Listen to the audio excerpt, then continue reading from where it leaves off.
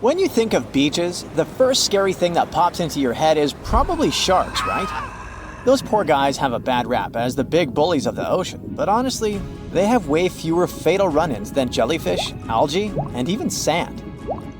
Every year, tons of people flock to the beach to soak up the sun and chill by the waves, but digging holes in the sand can actually be pretty risky.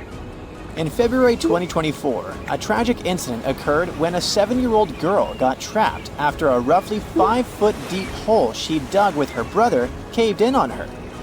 Despite efforts from bystanders to rescue her, help arrived too late. You might think digging in the sand is harmless, but deep holes can be a final exit trap. Sand is defined by its size, not by its material. Most beach sand is quartz, but tropical spots might have coral sand. The weight of the sand depends on what's mixed in. Pure quartz is pretty light, around 90 pounds per cubic foot dried out, while more mixed sands can get way heavier. When sand is wet, it holds its shape better, but when it dries out, it's a whole different story. If you dig a hole and then it dries, it's likely to collapse. The danger increases dramatically if someone is standing near the edge, adding weight and making it even more unstable. Once that sand starts falling in, it fills up all the air pockets, making it hard for anyone trapped inside to breathe. Rescuing a person from a sand collapse is tough. Sand is heavy and keeps collapsing, so rescuers need to move fast. Ideally, they've got about 3 to 5 minutes before the trapped person suffocates. If you ever get in such a situation, the advice is to expose the person's mouth so they can breathe while someone else digs them out. If you're heading to the beach, be smart about holes. The best rule is to never dig a hole deeper than the knees of the shortest person in your group. Also, it's a good idea to fill any holes after you're done playing. It's all too easy for someone to stumble into a forgotten pit, and even a shallow hole can cause injuries. From 1997 to 2007, those sand holes took 31 lives in the US, and that's just within 10 years. Remember I told you sharks are responsible for fewer lives? From 1997 to this day, in 27 years, 29 people in the US have met their early demise because of sharks. Hitting the beach only to find a bunch of algae? Total buzzkill! But while some algae are totally fine, even to munch on, others can bring serious health risks, even if you're just hanging next to them. Algal blooms, or red tides, happen when algae go on a wild growth spree. These blooms can release nasty toxins that are bad news for humans, fish, shellfish, and even birds. One of the most well-known algal blooms rolls around almost every summer on Florida's Gulf Coast, leading to shellfish that are no longer safe to munch on. Even the ones that aren't toxic can throw a wrench in the ecosystem. When all that algae eventually withers and breaks down, it uses up the oxygen in the water, leaving marine life gasping for air.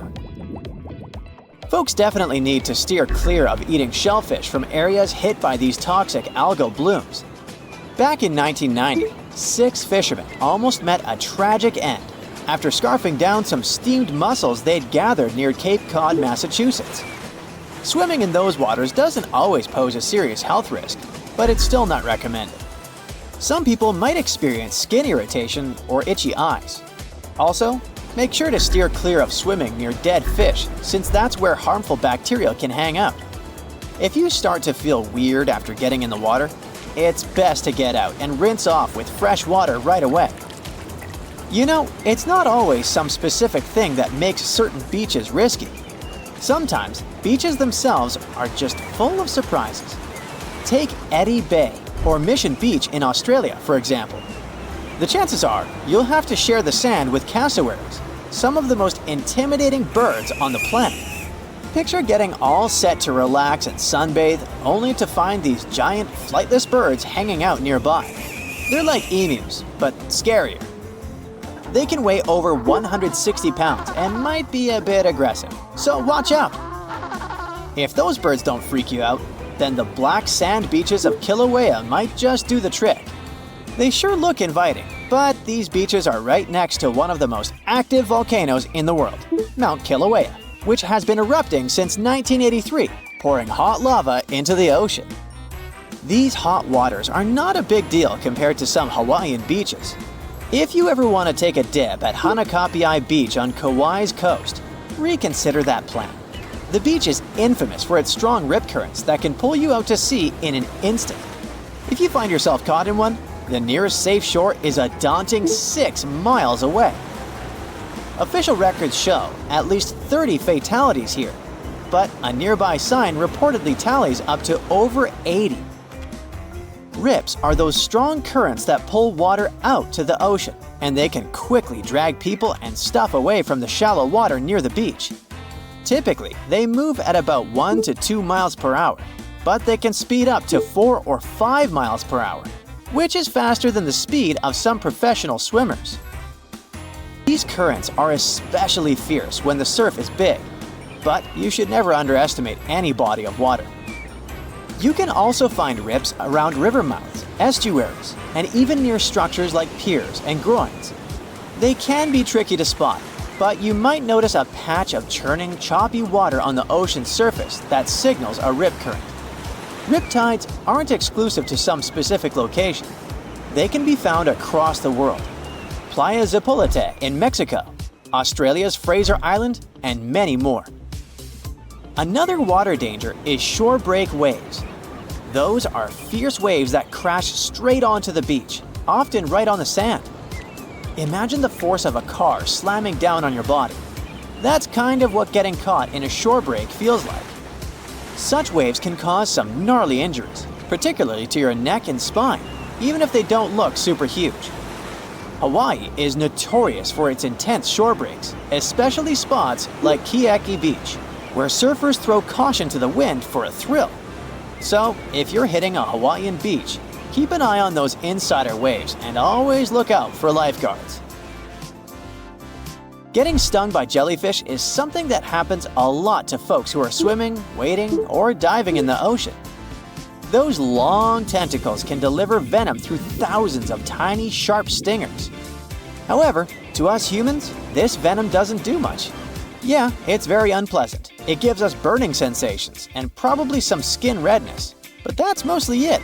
You won't even spot the stung area in a couple of days.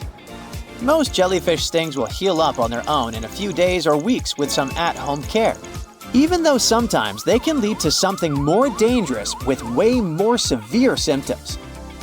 However, if you're hanging out in the coastal waters of northern Australia and the Indo-Pacific region, and you get stung by a jellyfish, you're in for a lot of trouble, my friends. See, it's the area where box jellyfish live, and these jellies are no joke. Some people rightfully call them sea wasps or even marine stingers. They're probably the most hazardous and toxic jellyfish out there. Their sting is incredibly excruciating, so much so that some folks have experienced cardiac arrest before they even made it to the shore. Rumor has it, those jellies are responsible for taking nearly 80 lives in Australia since records started. So how do you tell who's who? Unlike regular jellies, box jellyfish got this pale blue see-through vibe. Also, they got their name because their bell-shaped body looks like a cube. So if you see a rainbow, that means you're in for some good luck. But if you see a deep-sea fish, this means that something tragic is about to happen. Let's have a look at ancient lores and what they might mean IRL. In August 2020, people started out their day just like any other in California. It was sunny, so they decided to soak in the sun at the beach. They were snorkeling and kayaking when one of them spotted something out of the ordinary – a doomsday fish. The creature was 12 feet long.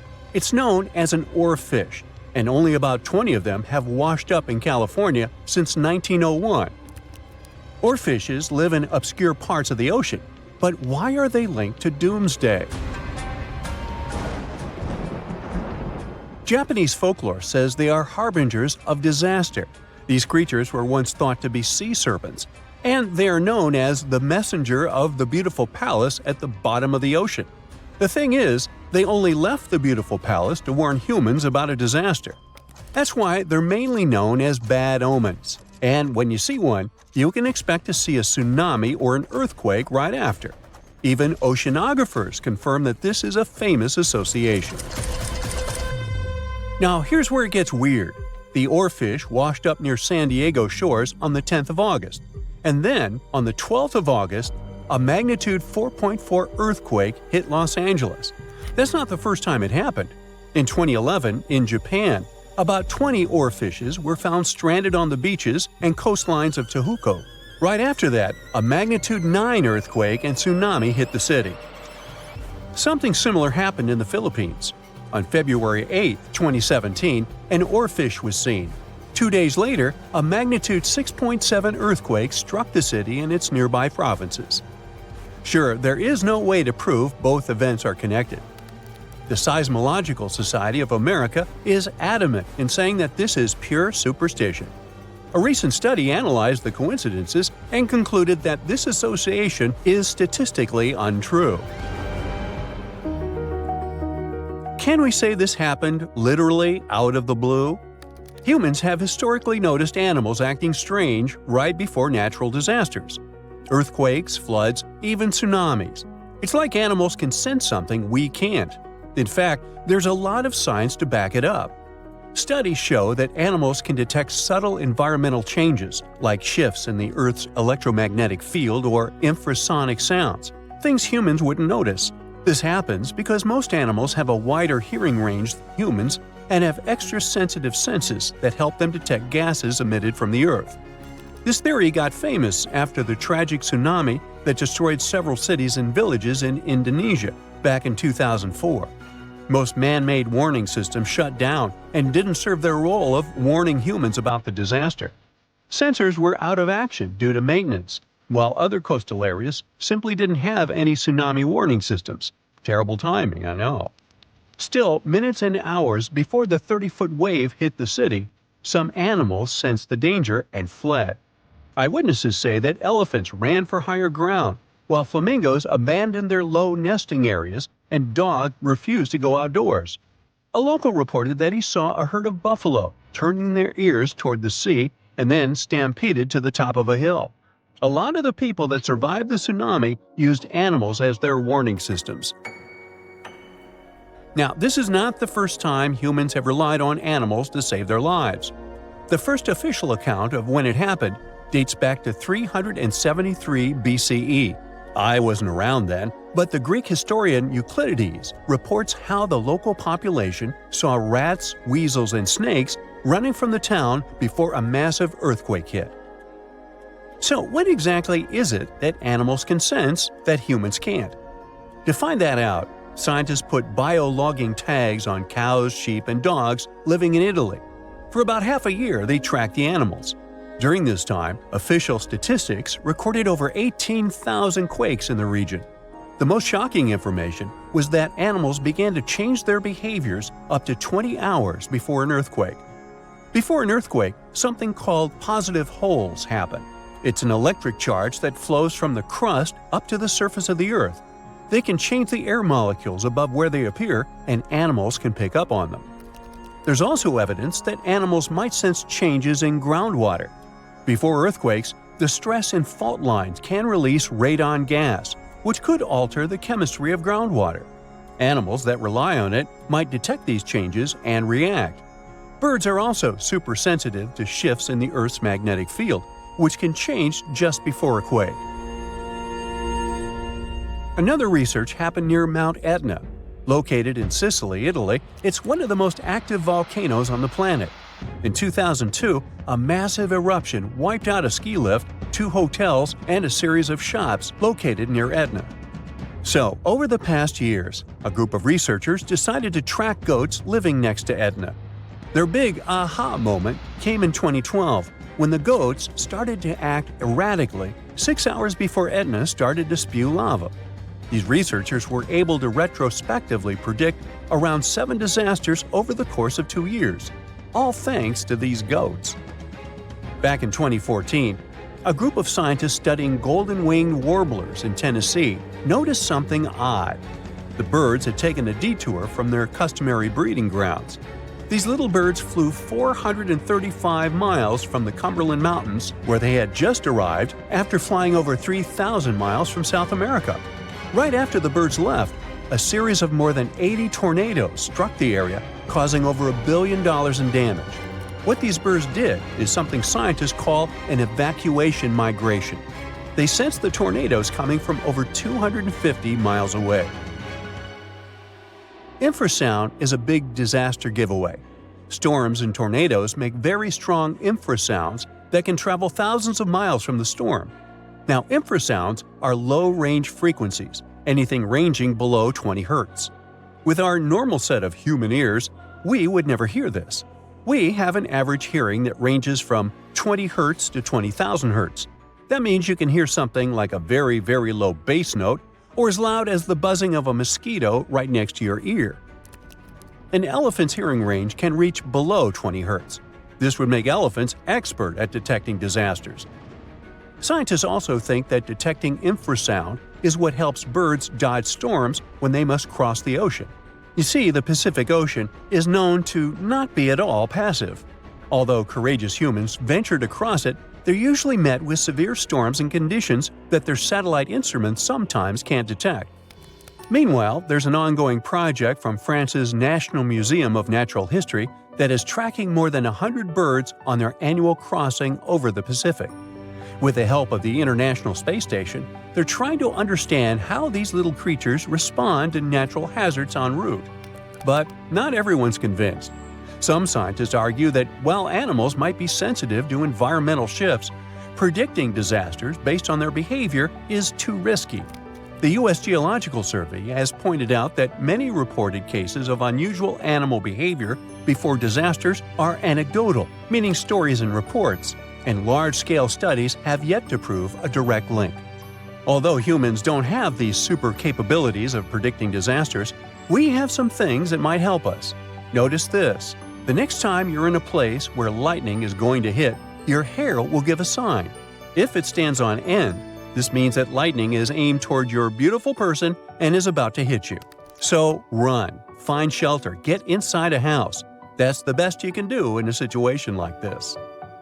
Texas is home to some of the oddest, creepiest, and most unusual animals you've ever heard of. It might come as a surprise, but this state is full of creatures you'll hardly see in other places.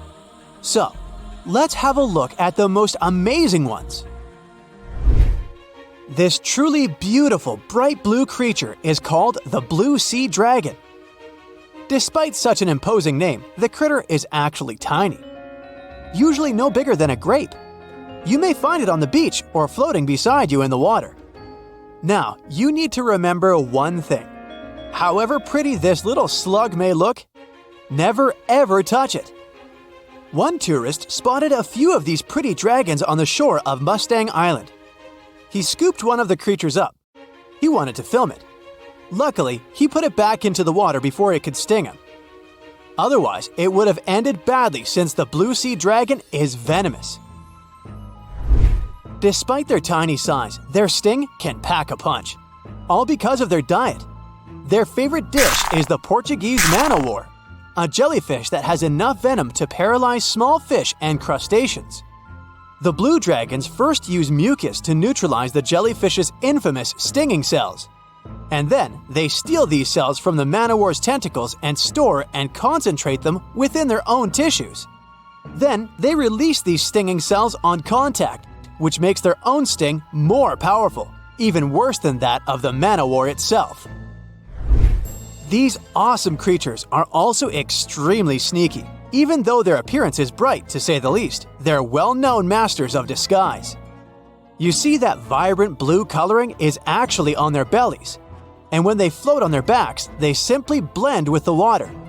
As for their backs, they're gray to camouflage these animals on the seafloor. Now, how about a funny fact? A group of tiny dragons floating together is called a blue fleet. And another fact, blue dragons normally lay a string of around 16 eggs, and it takes them 3 days or so to hatch into larvae. Blue sea dragons rarely make it to the shore. They're soft-bodied, so when the animals finally get through the surf zone and are deposited on the shore, they're already broken apart. And still, watch out! Even in this case, the venom in their bodies doesn't dissipate. But of course, blue sea dragons aren't the only unusual animals inhabiting Texas. Have a look at this nightmarish creature, poisonous, slimy, and kinda immortal. Meet the hammerhead worm. The worst thing? It might be lurking in your garden while you're watching this video. You can easily recognize this worm by its creepy, spade-shaped head. It doesn't look like any other invertebrate you've ever seen. Or any other creature, that is. At first, it was only found in East Texas. But later, researchers spotted these spine-chilling creatures in North, Central, and South Texas. Basically everywhere but the arid areas of West Texas. One of the most terrifying things about this worm might be its length. This creature can grow as long as 1 foot. Luckily, such giants aren't very common. Most hammerhead worms only reach 6 inches in length. You can come across 2 species of these worms in Texas, and both of them will have a dark stripe down the middle. The larger of these 2 species munches on earthworms, which is actually a big problem. You might know that earthworms play an important role in keeping the soil rich in minerals and overall healthy.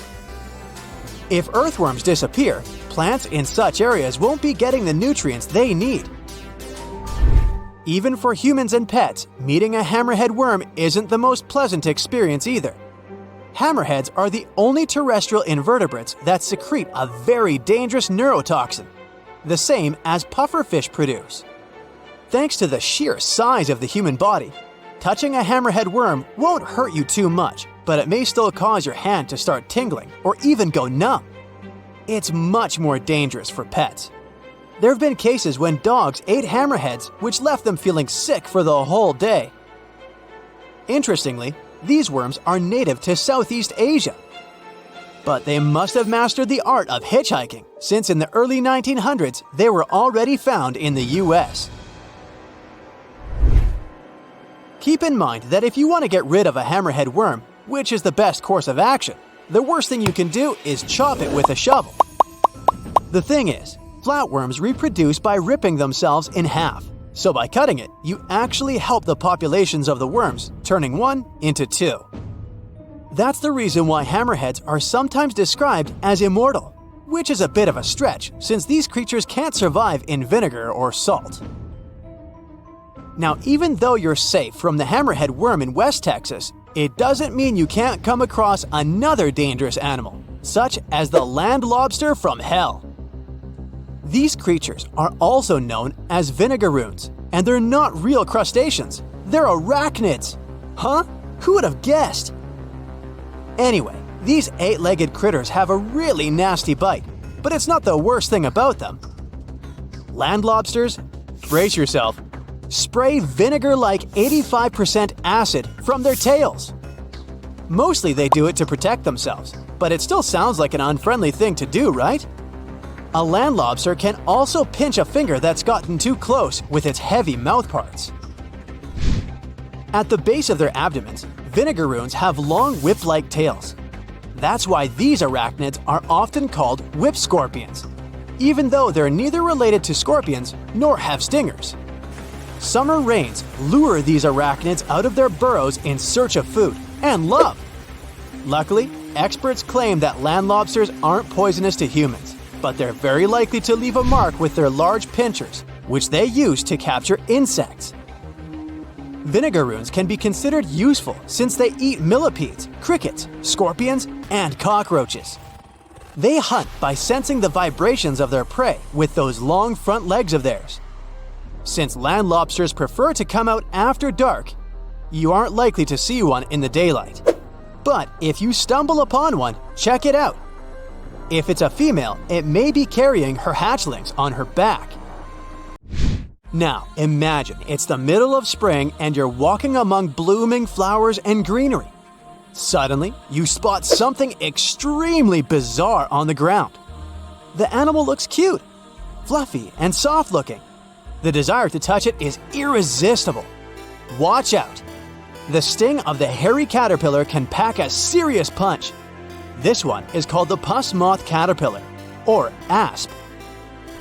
There are several stinging caterpillar species in Texas: the buck moth caterpillar, spiny oak slug caterpillar, saddleback caterpillar, and Eo moth caterpillar. and touching any of them can lead to unpleasant consequences. If you had touched that pretty hairy thing in the park, you'd most likely start feeling a burning sensation and develop an itchy rash. In the worst-case scenario, you'd even have to go to the emergency room. The main problem is that people react very differently to caterpillar toxins. Some may develop more severe reactions than others. Plus, how bad the consequences are also depends on the thickness of the skin in the affected area.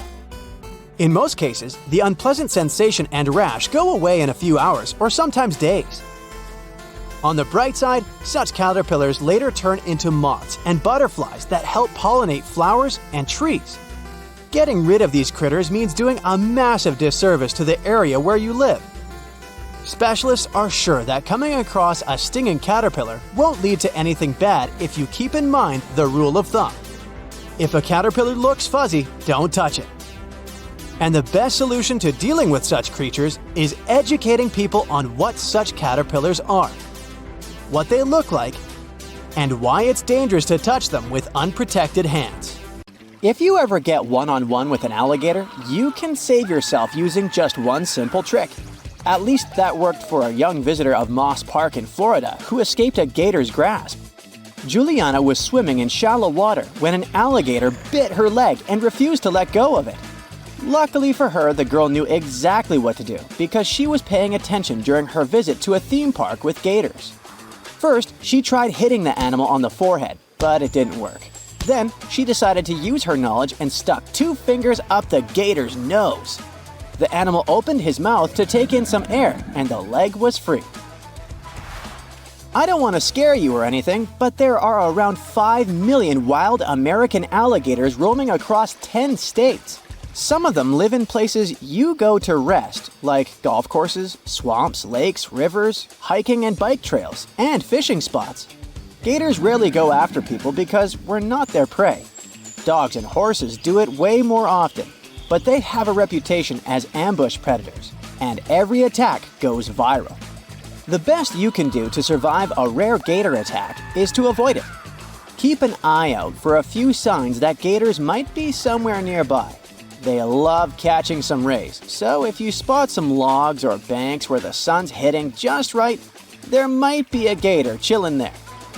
Sometimes they're sneaky about it, with just their eyes and snouts poking out of the water while they soak up the sunshine. And when they decide to dip back into the water, they slide in without a single splash. Sneaky gators.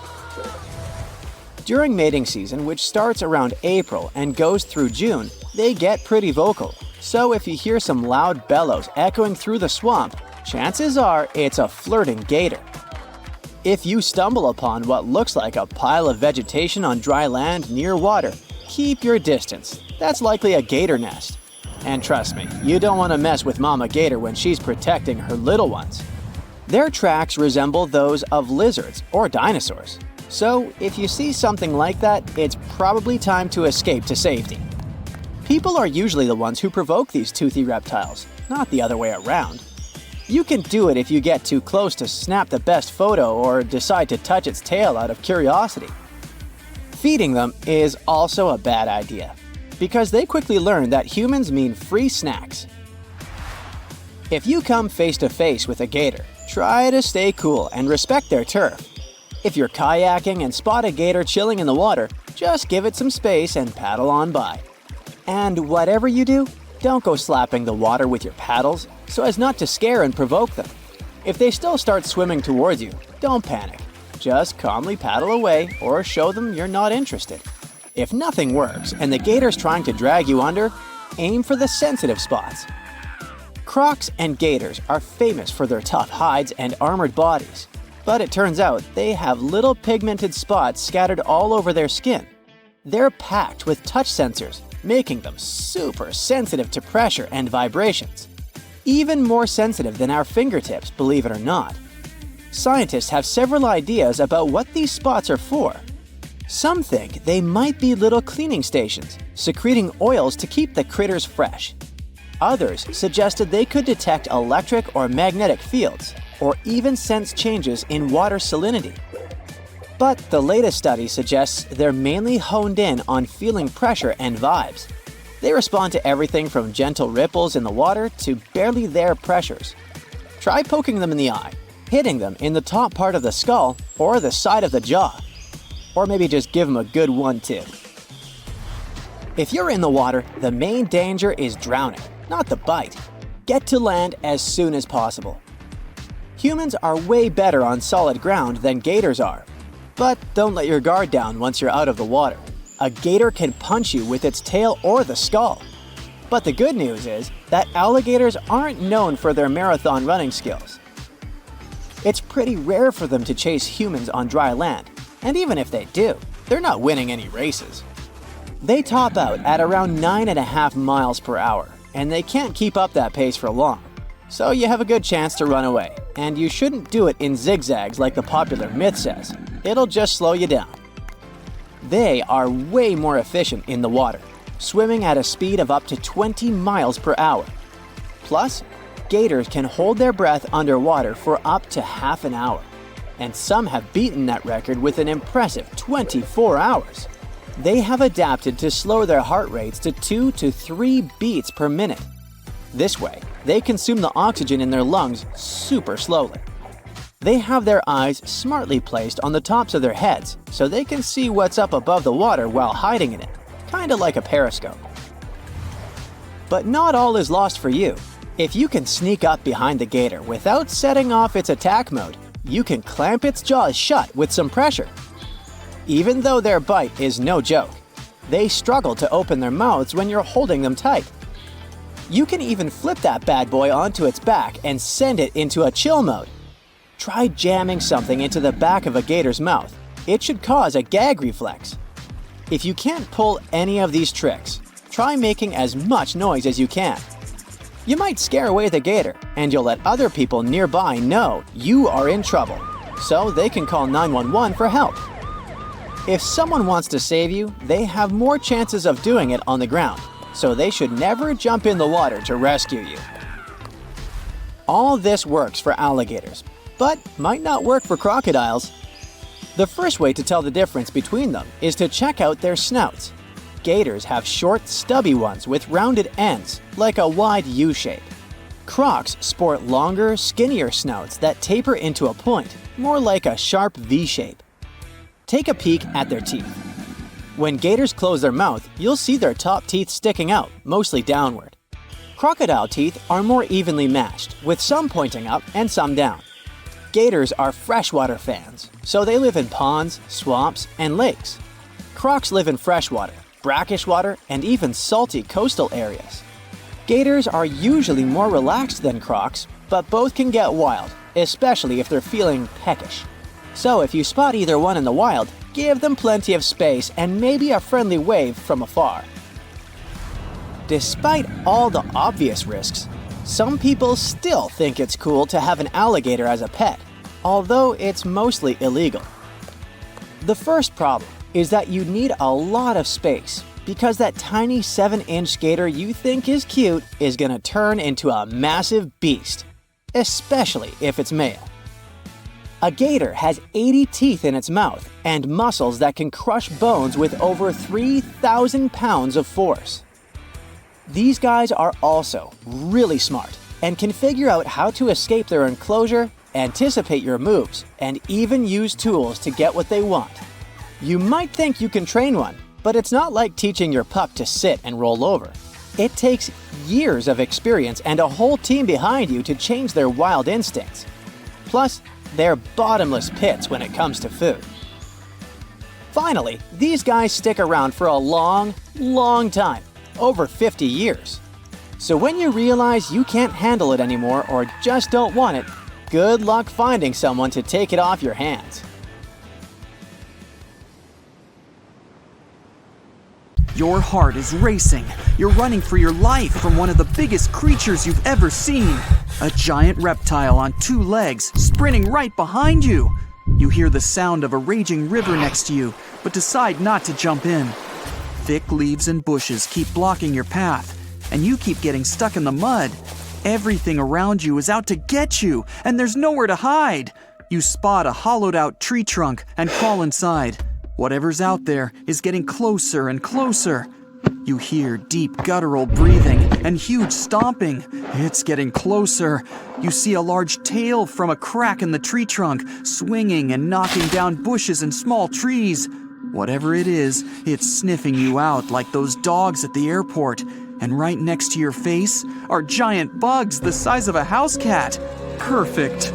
You've always been scared to even look at crawly little things, but this one's so close and so big, you can actually see its facial features. It's looking at you like you're the alien. You want to scream, but can't. Then, out of the darkness, more bugs. They're curious things, flicking their antennas all over your body. Okay, this is too much. A bug is one thing, but now, a giant centipede thing is crawling your way. Its fangs are the size of your thumb. You dart out of the tree trunk and come face to face with a giant monster. It stops and stares at you, knowing you have no place to go. Claws and teeth the size of bowling pins. That's enough to keep you up at night. It's getting ready to charge right at you. Welcome to the most dangerous period and area in history for a human, the mid-Cretaceous Sahara. This place was thriving around 100 million years ago in what would now be North Africa. Back then, the continents were all arranged differently, and the weather was wild. Extreme storms were pretty common, and temperatures would rise and fall like a Mexican wave at a soccer stadium. Then, sea levels started to rise. Water flooded the Kem region, an area between modern-day Algeria and Morocco. Over the next millions of years, asteroids, volcanic eruptions, and other natural disasters wiped out everything else. Bye-bye, dinosaurs. Thanks for playing. You probably think of the Sahara as one of the most inhospitable places on Earth, but back when it had trees and rivers, it was even more dangerous. The famous River of Giants was a huge river system that stretched from modern-day Egypt all the way to Morocco. The land was flat and not much vegetation grew there, but it was enough for life to exist. Frightening, scary life. That creature you're staring at, it's a giant, scary-looking theropod, and it's out to get you. Imagine a T-Rex-like dinosaur that's more than 32 feet tall and has an epic jawline. Scary stuff. They were the top dogs in the food chain back then. And that's why this place and period in history was so unique. The entire area had an incredible imbalance between hungry dinos and poor little dino snacks. There wasn't enough food to go around. Scientists were never able to find much evidence of herbivores. That means it might have been a royal rumble of carnivorous creatures waiting to pounce on each other at any moment. So, after a while of having a stare-down contest with a giant theropod, a shadow creeps up on you from behind. You're too scared to turn around, but the growling is louder than anything you've ever heard. It shakes you to the core. You turn around and see a Spinosaurus, and that's about all you can see. You know how they always show the T-Rex as the king of the dinosaurs? Well, this one would be, what, the emperor? It stands about 50 feet tall and has a sail of scales on its back, the size of a regular human. Then add in a crocodile-style snout with razor-sharp teeth and some short, powerful legs. Its diet mainly consists of river fish, but it's looking at you like you're a delicious fish taco. The two alphas are now in a standoff, with you stuck in the middle. But before you close your eyes and get ready to be eaten, they begin fighting each other, knocking down trees. You tiptoe your way out of there and run. The further you go, the better, right? Wrong. Not here, because everywhere you go, there's going to be something dangerous. During this period, there was danger in the sky, in the water, and on land. There were small mammals scurrying around here and there, but they mostly stayed in the shadows to avoid danger. After 5 minutes of running as fast as humanly possible, you make it out of the forest and onto an open plain. Bad move. Now there's nowhere to hide. Suddenly, you hear another shriek. You look behind you. Nothing. It's just short grass everywhere. Then you tilt your head up to the sky and see what looks like a giant bird. only these are technically flying crocodiles. There were plenty of huge pterosaurs that ruled the skies. Algae saharica was a flying reptile that may have eaten fish in the river. Those fish must have been tasty. It had a huge wingspan and long slender jaws. Oh, and it was the size of a small bus. This one found you and is racing down to catch you. You run for your life, again. And this time, there's no place to hide. Suddenly, you feel talons grasping onto you and you're lifted off the ground. You soar up. If you weren't scared out of your mind, you might have noticed how beautiful the giant river channels below you are. The algae maneuvers like a fighter jet, headed for the mountains, dodging all obstacles. You see a large nest with some mini beasts in it. They're hungry and as large as you. Not a great combination. You try to break free, but it's impossible. The creature drops you in the middle of the nest and flies off. You try to cover yourself, but the little ones keep pecking away. It's only a matter of time before it's too late. You look down below you and see the river. You can't tell how deep it is, but it's got a really strong current. You're out of options. You dive into the raging river and get dragged along with the current. Safe for now-ish. Imagine it's 2021. You're walking along one of the hottest and driest places on Earth, the middle of the Sahara Desert, only to find fossils of oversized fish. They ranged from bite size to bus size. Even freshwater sharks lived there. These weren't your average little fishies. Judging by their teeth, those guys meant business. You might even find a giant sea turtle swimming around. Okay, back to your wacky adventure. Luckily, you wash up on a safe sandy part of the river where you're able to relax. You drink some river water and try to find a safe place to make camp. Every noise you hear makes you jump. You sit down and try to enjoy the calmness of ancient Earth.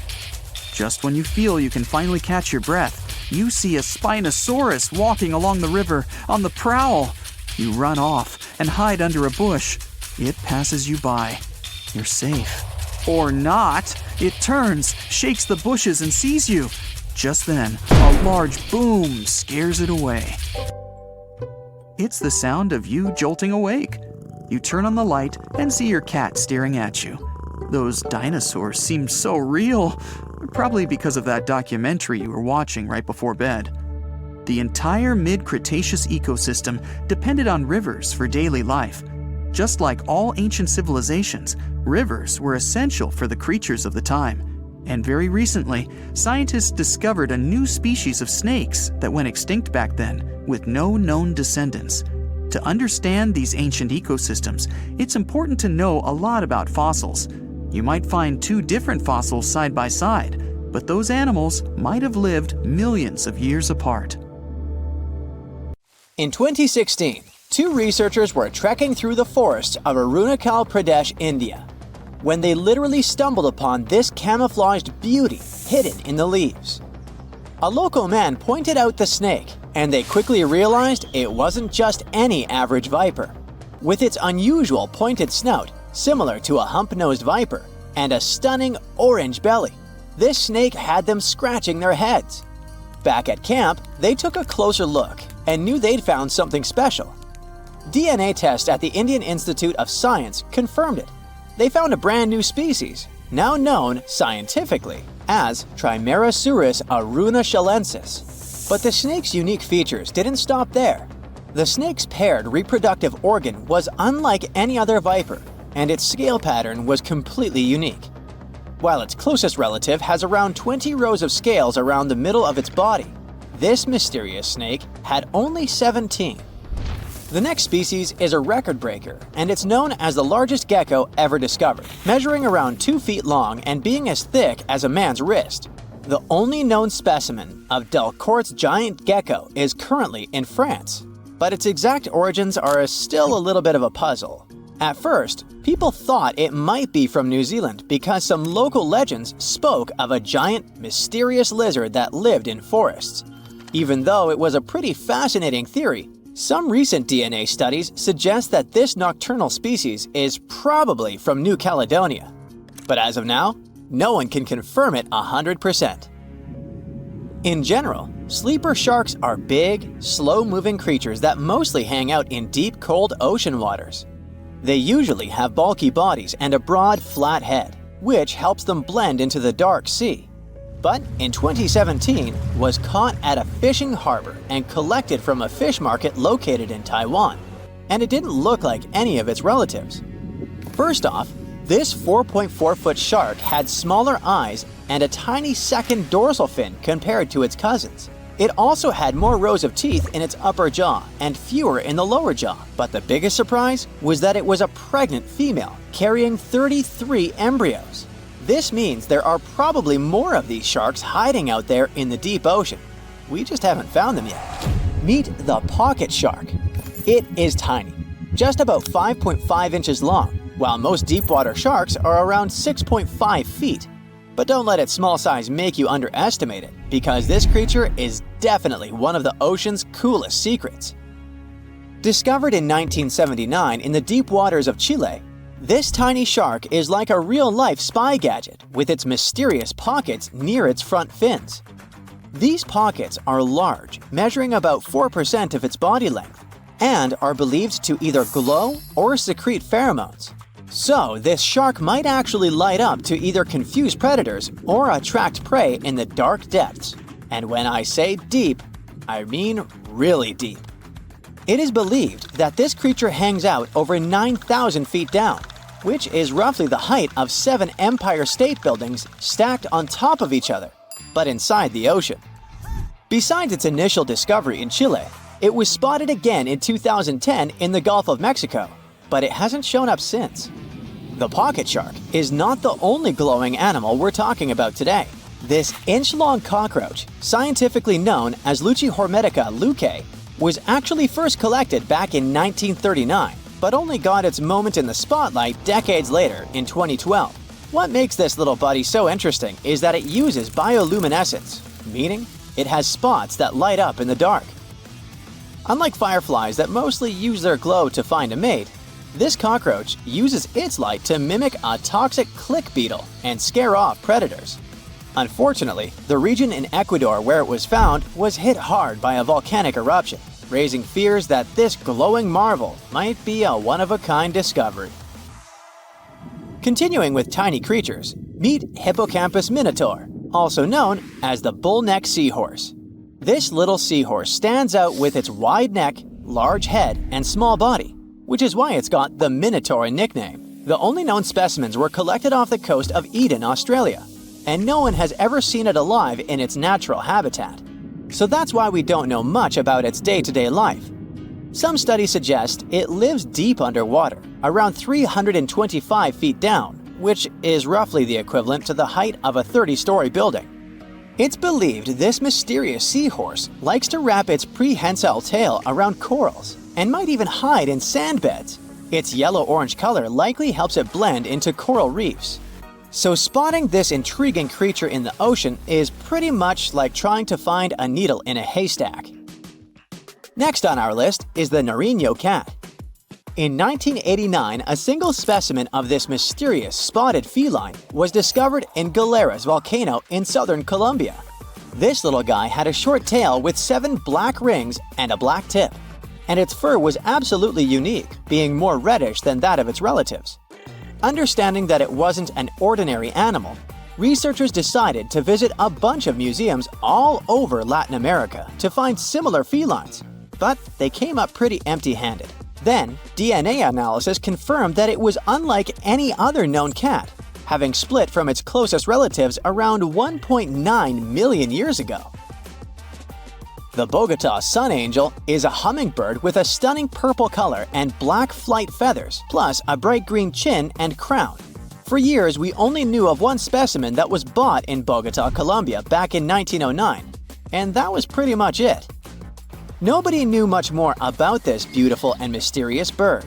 But that changed in 2017, when a study decided to analyze its DNA once again. The results suggest that the Bogota sun angel might not be a completely separate species after all. It looks like it is actually a hybrid, meaning it was a mix of hummingbirds from 2 different species. And it's likely that its mother was a long-tailed sylph, which is a gorgeous hummingbird that mostly lives in the Andes in South America. The spotted green pigeon, also known as the Liverpool pigeon, is like the unicorn of the bird world. It was first described in 1783 by an English physician named John Latham, who saw it once and that's it. Since then, no one has ever doubted that it was a pigeon, and many researchers were convinced it was a distinct species. But recent DNA studies revealed that this bird could actually be closely related to the famous dodo. You know, that chubby, flightless bird from Mauritius that looked like a giant pigeon with a quirky beak. Anyway, the Liverpool pigeon is about 13 inches long and has a unique look with yellow spotted feathers. Unlike its ground-loving cousin, the Nicobar pigeon, the spotted green pigeon was likely more of a tree hugger, feasting on fruits up in the branches. Today, if you want to see this rare bird, you'll have to visit the World Museum in Liverpool, where the only known specimen resides. While you're in England, make sure to swing by London and check out the Natural History Museum. There, you will find the only specimen of a flying fox known scientifically as Pteropus bruneus. Flying foxes are usually some of the largest bats in the world. Their body length, I mean their size excluding their wings, can be around 16 inches. But this special bat, discovered in 1874 at Percy Island, is more like a mini version of its cousins, measuring 8.3 inches from head to toe. So even though it hasn't been spotted in the wild for a while, I wouldn't worry too much if you happen to come across it. It looks like a prehistoric creature that came from the time of dinosaurs. This scary beast is called the basking shark.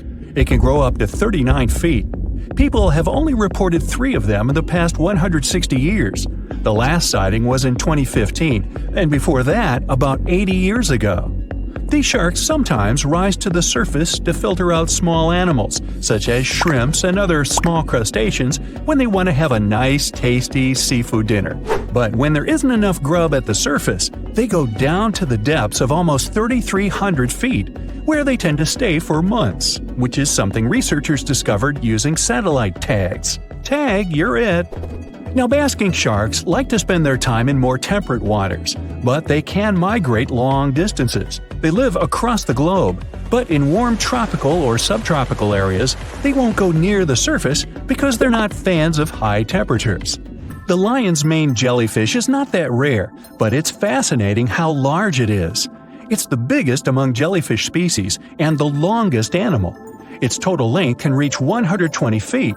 That's approximately 23 feet more than the longest blue whale scientists know about. The jellyfish has around 70 to 150 tentacles, and they all contain huge amounts of neurotoxins that can seriously harm you if you come in contact with the animal. But people don't usually come across this type of jellyfish because it rarely lives near the coast, preferring the open ocean. Generally, you can find the lion's mane jellyfish no deeper than 65 feet below the surface, where it dines on small fishes, zooplankton, and some other types of jellyfish. It uses its tentacles to catch its value male. Hey, you want fries with that? The giant phantom jelly comes out of the darkness and depths of the ocean's midnight zone. Its sun hat-shaped bell reaches over 3 feet across. This bell trails 4 ribbon-like mouth arms that can be up to 33 feet long. This quite rare creature uses its mouth arms to catch unfortunate animals swimming around and not knowing what's coming for them. Giant phantom jelly propels itself through the water with periodic pulses coming from its orange head. It glows faintly and mysteriously in the pitch-black depths. It lives across the globe in all the oceans except for the Arctic. I'm guessing it's too cold. Because of its odd shape, people often call the oarfish the dragonfish or sea serpent. It's about 26 feet long, which makes it the longest bony fish we know about, and lives at depths of 3,300 feet. Oarfish spend most of their time in the deep, dark parts of the open ocean in tropical and subtropical areas. They almost never come to the surface, unless, invited.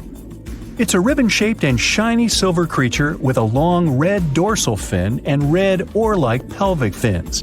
Its body has no scales and is very thin.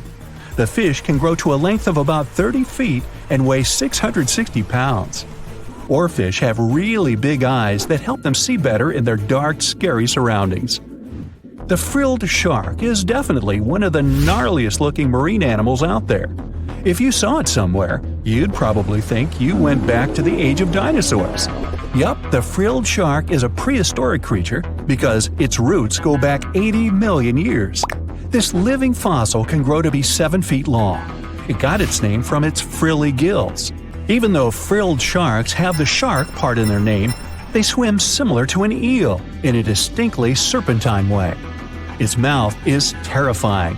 Similar to the maw of the great white shark, it has 300 trident-shaped teeth lined in 25 rows. Hey, come a little closer, huh?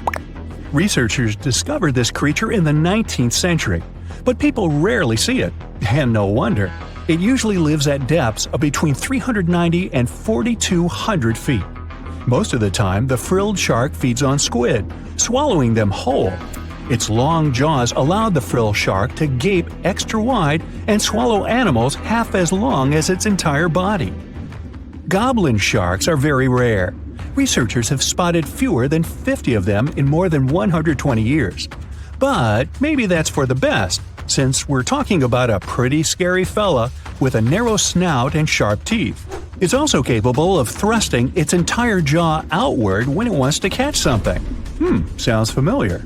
As it's lurking through the dark depths of the ocean, a goblin shark sees a small squid that looks quite yummy. The dangerous animal inches toward the squid. When the poor creature notices the predator, it tries to dart away, but it's too late. The shark has already thrust its jaw the whole 3 inches out of its mouth. This jaw is connected to the flaps of skin the shark can unfold. This helps a lot because the goblin shark is a sluggish animal, so it's pretty hard for it to chase its food.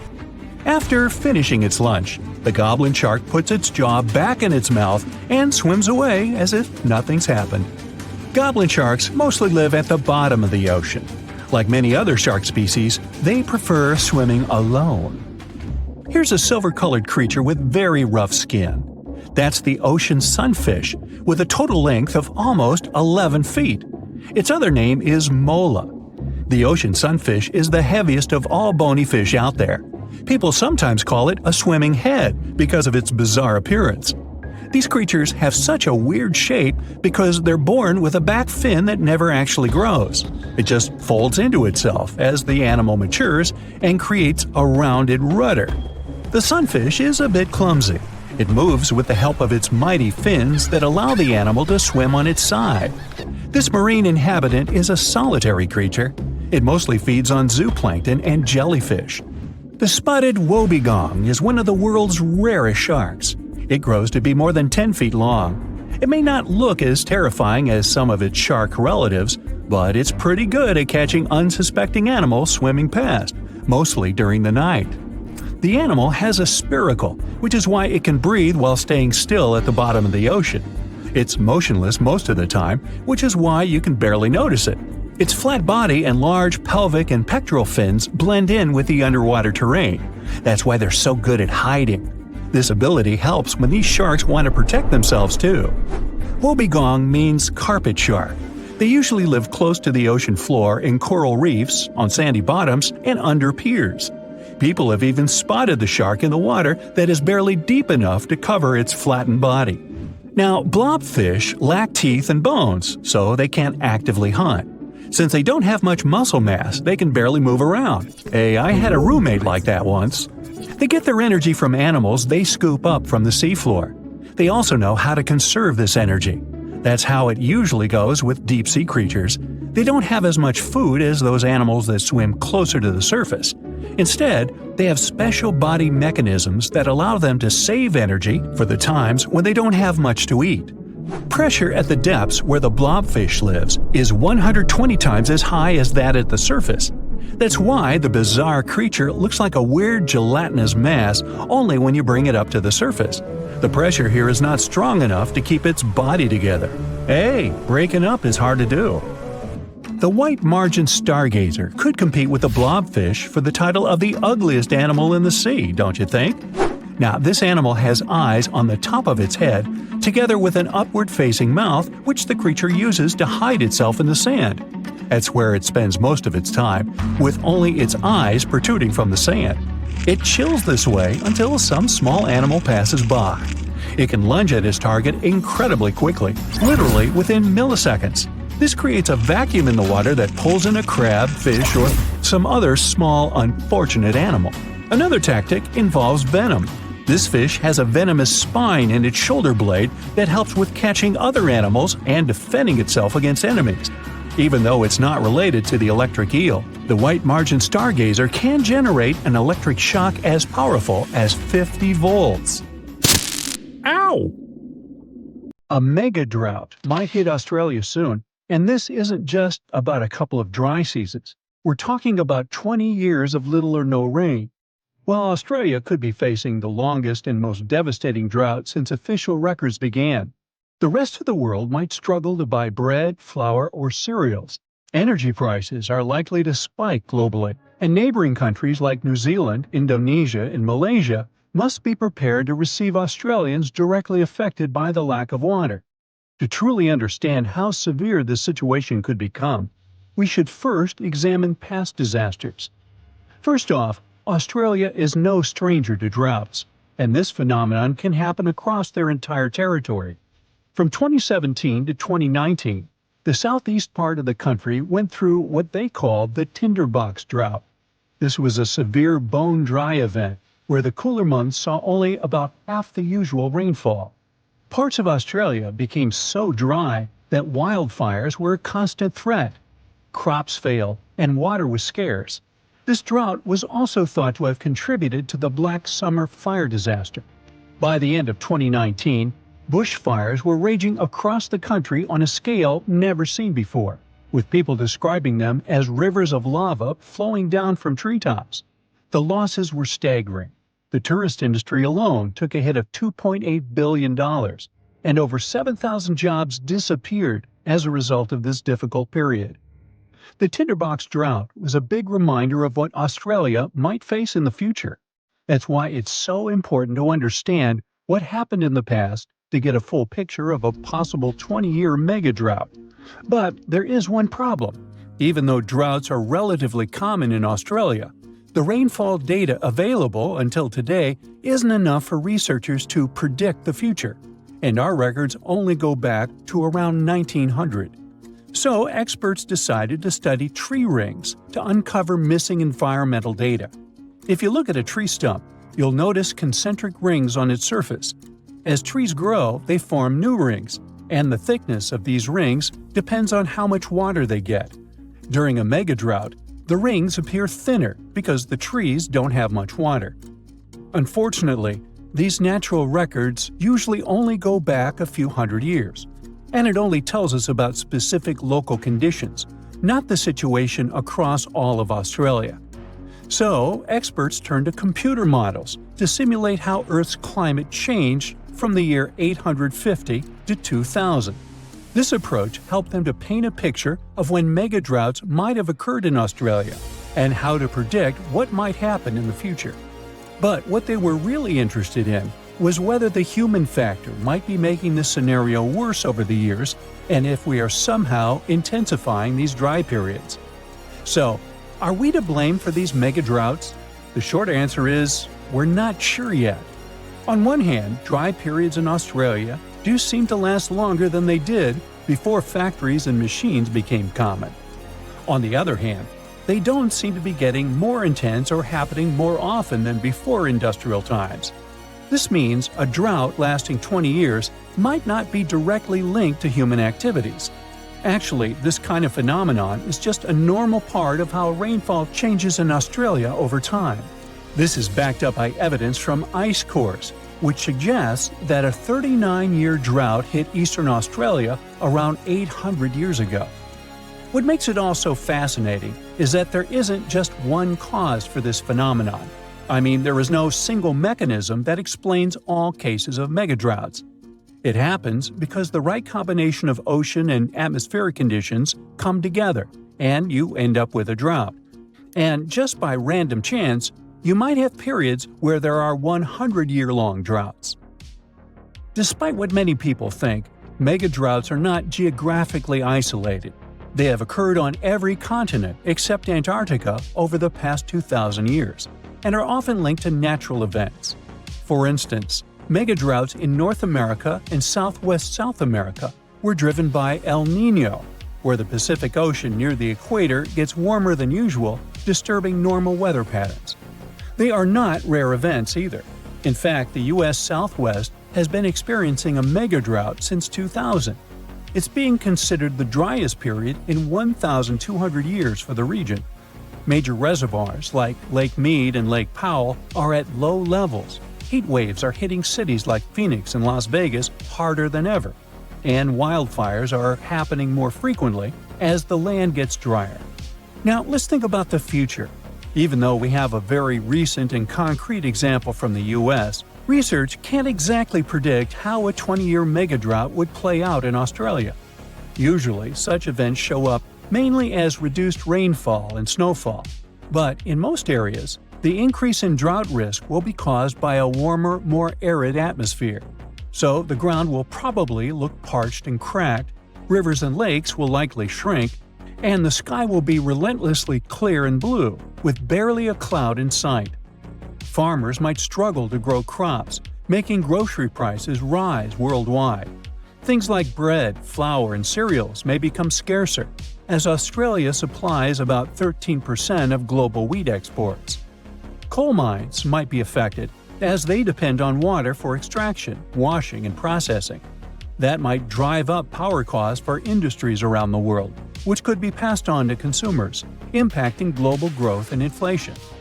As cities might face water shortages, Australians will likely find new ways to conserve every drop or maybe move to New Zealand or Southeast Asia. Now, you're probably thinking, when is this big event going to happen? Honestly, it's really hard to predict exactly. Megadroughts can happen every 150 to 1,000 years, but experts think Australia should be ready for one to happen in the next 10 years or so. And this possibly should be taken seriously. This phenomenon has been known to contribute to the collapse of entire civilizations. Take the Akkadians of Mesopotamia, who built the world's first empire more than 4,000 years ago. Studies of moisture at the ruins of Akkadian cities suggest that they experienced a massive drought lasting 300 years, and this may have led to their collapse. A similar thing happened to the Assyrian Empire, which existed over 2,700 years ago, in what is now northern Iraq. For years, it was a real mystery why they left their capital of Nineveh and never returned. But recent studies of a stalagmite in the Kunaba cave revealed that the rise and fall of the empire coincided with a wet period followed by a 125-year-long mega-drought. Because they were very dependent on seasonal rain for agriculture, this dry period made their life much harder. Even though experts now believe they probably left because of the dryness, the question of where they went is still a mystery. So, yep, mega-droughts may have played a role in the collapse of great civilizations in the past. But on the positive side, we've come a long way since then, and recent climate technologies can help us prepare for events like this. Now that we know a 20-year megadrought is very much possible and might happen soon, Australia has some time to get ready for it. Developing strong water management plans to mitigate the severe impacts of a megadrought is more than necessary, and it's also important to create community support networks to provide emotional and financial support to people, particularly farmers, who are more affected directly by this event. If initiatives like these emerge in the coming years, those 20 years of drought could be less intense than most people might expect. Now, you can't find living dinosaurs nowadays, which is a good thing, mostly, but you can still meet some creatures that might have gone to lunch with them. The frilled shark, for example, is a living fossil that comes from a family of sharks that have been around for about 80 million years. One of the coolest things about it is its long, eel-like body that can grow as long as 6 feet. It has 6 pairs of gills on his throat, which help the frilled shark breathe in the deep, cold ocean where there isn't much oxygen. The shark can move very quickly, like a snake, to catch its prey when it least expects it. Little frilled sharks take an exceptionally long time to grow, up to 3.5 years, which is one of the longest times for any animal with a backbone. The Chinese giant salamander is another living fossil that can tell you what was going on Earth around 170 million years ago. Now, when I say tell, I really mean it, as it can make sounds like hisses, whistles, and barks, and even a noise that sounds like a crying kid. The biggest Chinese salamander found so far weighed 130 pounds, as heavy as 2 Dalmatians, and was almost 6 feet long. Giant salamanders like to be alone. Hey, I want to be alone. And will chase away other salamanders from their space, except when it's time to start a family. During the day, they hide and sleep under rocks. They can make a special substance from their skin that keeps predators away. Now, gharials are reptiles that have been around for about 38 million years. They live in India and Nepal in slow-moving, muddy rivers. Sadly, there are very few gharials left in the wild, less than 100. These creatures can't control their body temperature, so they need to sunbathe to get warm or cool down in the water if they get too hot. Their eyes are close together and face forward, which helps them see in 3 dimensions and judge distances more accurately. Gharials also have a transparent third eyelid that protects their eyes when they're underwater. They have over 100 sharp teeth, but they can't chew their food. Instead, they use their strong jaws to grab prey and then, swallow it whole.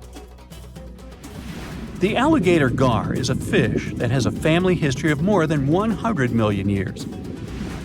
It still has some cool features from ancient times, like being able to breathe both air and water. It also has a special spiral-shaped intestine, like a shark. The alligator gar is one of the biggest and heaviest fish in North America. Just like an alligator, it has a long body and snout, plus a row of sharp teeth.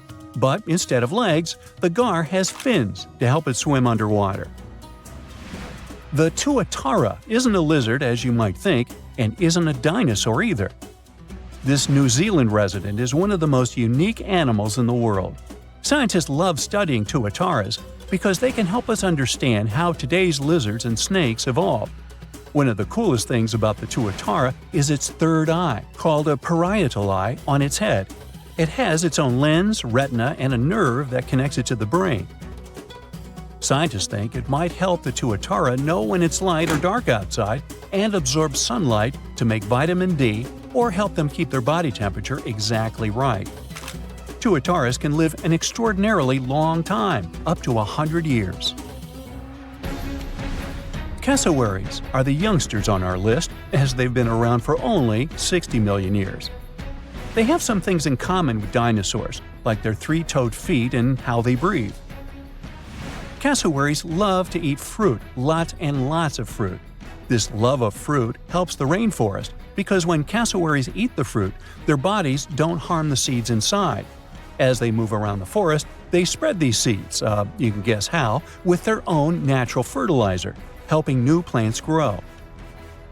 Cassowaries are big birds, about 6 feet tall and weigh over 100 pounds. They have a special claw on each foot that is 5 inches long, and they can use it to kick real fast.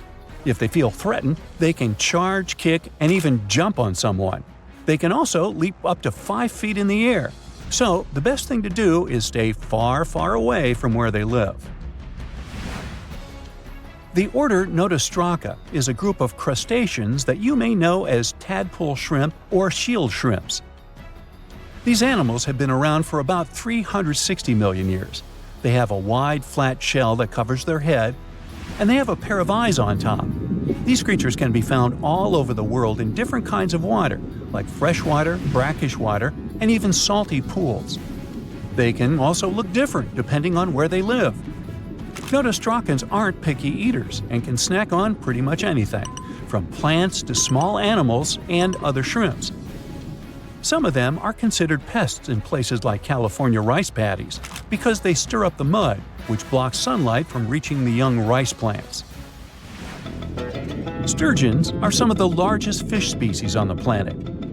They live only in the cool waters of the northern hemisphere and never travel below the equator. Even though they are huge, sturgeons don't have teeth. They eat by sucking food off the bottom of rivers, gulfs, lakes, and oceans. Scientists believe that sturgeons came from a group of fish that first appeared around 419 million years ago, long before dinosaurs even existed.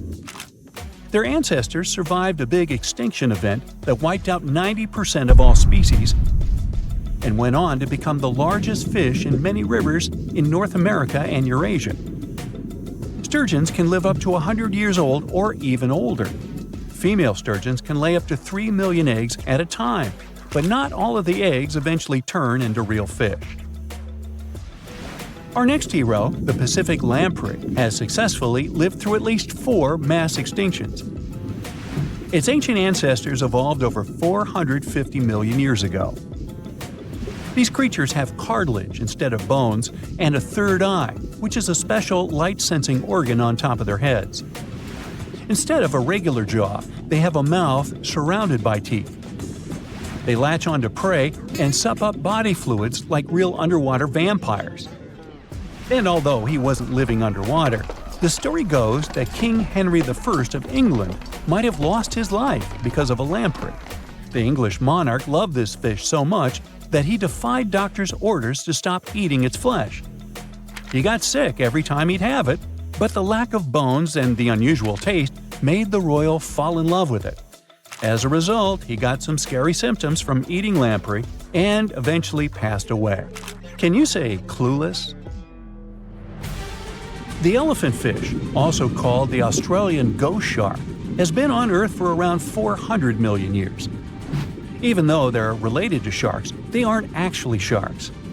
Instead of bones, their bodies are made entirely of cartilage. These fish have a special shiny tissue in their eyes that can make their eyes look like they change color from yellow to green. Elephant fish can be pretty tough and will fight back if they feel threatened.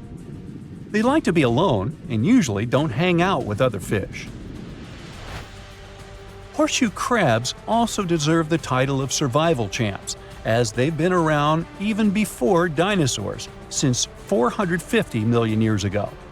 4 species are still roaming the ocean from Maine all the way to Mexico. Horseshoe crabs are more like spiders than ticks than they are like real crabs. They have 9 eyes, plus extra light sensors near their tails so they can see really well. They breathe underwater using flap-like gills near their belly, and sometimes they use these gills to swim upside down. Every spring, when the tide is high, these creatures come up to the beach at night to mate and lay their eggs, and you can see hundreds of thousands of them. Let's go with the widely accepted theory that a massive asteroid hitting our planet wiped out the dinosaurs. It does make you wonder why mammals made it, though. One idea is that mammals were better prepared. Back then, they weren't the most popular creatures on Earth, but they were pretty diverse. They bred themselves into a huge range of species, and it might have saved them. Some said mammals survived because they were smaller, so they needed fewer resources. As they had to constantly hide from dinosaurs, they managed to survive in difficult environments, way before the hit. But let's say the asteroid never came, and it never damaged the environment the dinosaurs thrived in. It's safe to say our fauna would look different today. Take the mighty Titanosaur. It's considered the biggest land animal to ever exist, some reaching lengths of about 7 standard cars lined up. It had a neck so long that it would have needed a 2-story home just to fit. It also had a plant-based diet, so it ate from the ground, but from very tall trees too. There was nothing much left to eat for, say, the little Jeremiah, a mammal that lived roughly at the same time, but was as small as a popsicle stick. Let's take this thought experiment a bit further and imagine we have a time machine that could transport today's mammals to the time of the dinosaurs. Some scientists say they have gotten bigger, so there's a chance they could survive, right? They're also much more evolved in terms of their diets and skills. Others say definitely not. They couldn't survive, mostly because they're too small to compete with dinosaurs. An adult T-Rex was just about the size of a bus. It probably wouldn't waste its time trying to capture food that's human-sized, for instance. They'd probably be on the lookout for prey the size of a car, or even bigger, like an elephant. and it most likely wouldn't take them long to win the fight. Sure, a T-Rex might munch on something smaller too, but only if it's really hungry and has no other alternative. If we had no choice but to send some mammals back in hopes they could survive, what would be our best bet? Some say the chimpanzee could be a good candidate, as these primates build their sleeping nests higher up in trees. This might have kept them safe from the carnivore dinosaurs living on land. There's no real evidence of dinosaurs being able to fly, but we do know there might have been some reptiles that took to the sky for transportation. Like pterosaurs, the flying lizard. These ones like to eat fish and smaller animals, but who's to say they wouldn't pick up a chimpanzee given the opportunity? Another good candidate might be the hyena. Today, the spotted hyena is the most common big carnivore in Africa, and it's highly adaptable. They could snatch up all sorts of prey by themselves or even in larger units. They can digest most parts of their prey, including the skin and bones. These animals aren't picky eaters, and they wouldn't mind chewing on parts that other creatures would gladly skip on. Not to mention, they'll eat fruits too if needed. Hyenas are overall healthy and sturdy animals, with some studies showing they hardly ever get health problems. But like any other animal on this planet, the hyenas also have their weaknesses. We still don't know why these creatures can't be found in Europe anymore. But some research suggests they found it hard to coexist with humans and wolves. Also, they're not very adapted to living in forests. Orcas might have been able to rub elbows with the dinosaurs too. These creatures also don't have any natural predators, which earned them the nickname the wolves of the sea. That's because they go out looking for prey the same way wolves do, in groups. Orcas may be related to dolphins, but we can hardly call them friendly, as there have been cases of them sinking ships on purpose. They're highly intelligent animals that spend time together and are very organized. They also do this thing where they often take down more prey than they're prepared to eat. It may be because they see this experience as training. Other theories suggest orcas are so intelligent that they look for food in advance, even though they're not hungry yet. It might also be because whenever they want something to munch on, they're looking for the best quality food there is. The reason why they might not survive in the dinosaur era, though, is the global temperature. Back in the Mesozoic era, our planet was seriously hotter, several degrees warmer than it is today. Orcas prefer living in colder waters, but you'll find them in all oceans and most seas. Ostriches are the no-brainer answer. Look at them. They're practically dinosaurs. They even have a long-lost dino cousin that lived in the Cretaceous era, called the Struthiomimus.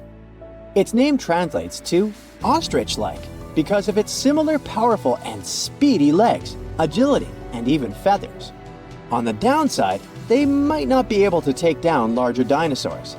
The vegetation back in the Mesozoic era would have been different too. Conifers used to dominate land, and ostriches are known to be pretty picky eaters, so they might have had a difficult time finding food back then. There are plenty of reasons to send felines through that time machine too. In the Jurassic period, for example, there were plenty of slow-moving prey to eat and tons of hiding spots in the thick bushes. Felines are sneaky animals, have precise vision, and are extremely good at climbing. Some pack a punch for their size, making them fierce fighters. Lions are good contenders because of their speed and teamwork. They might be able to take down some decent-sized dinosaurs, like the Europasaurus, when working together.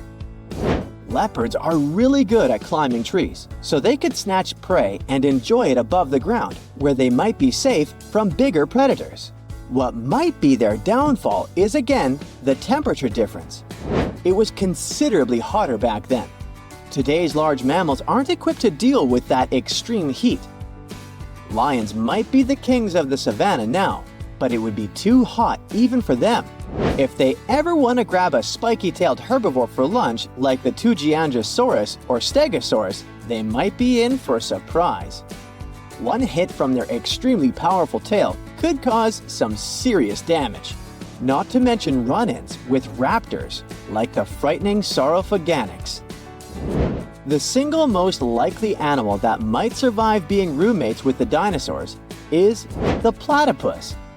This quirky Aussie creature is one of those rare egg-laying mammals.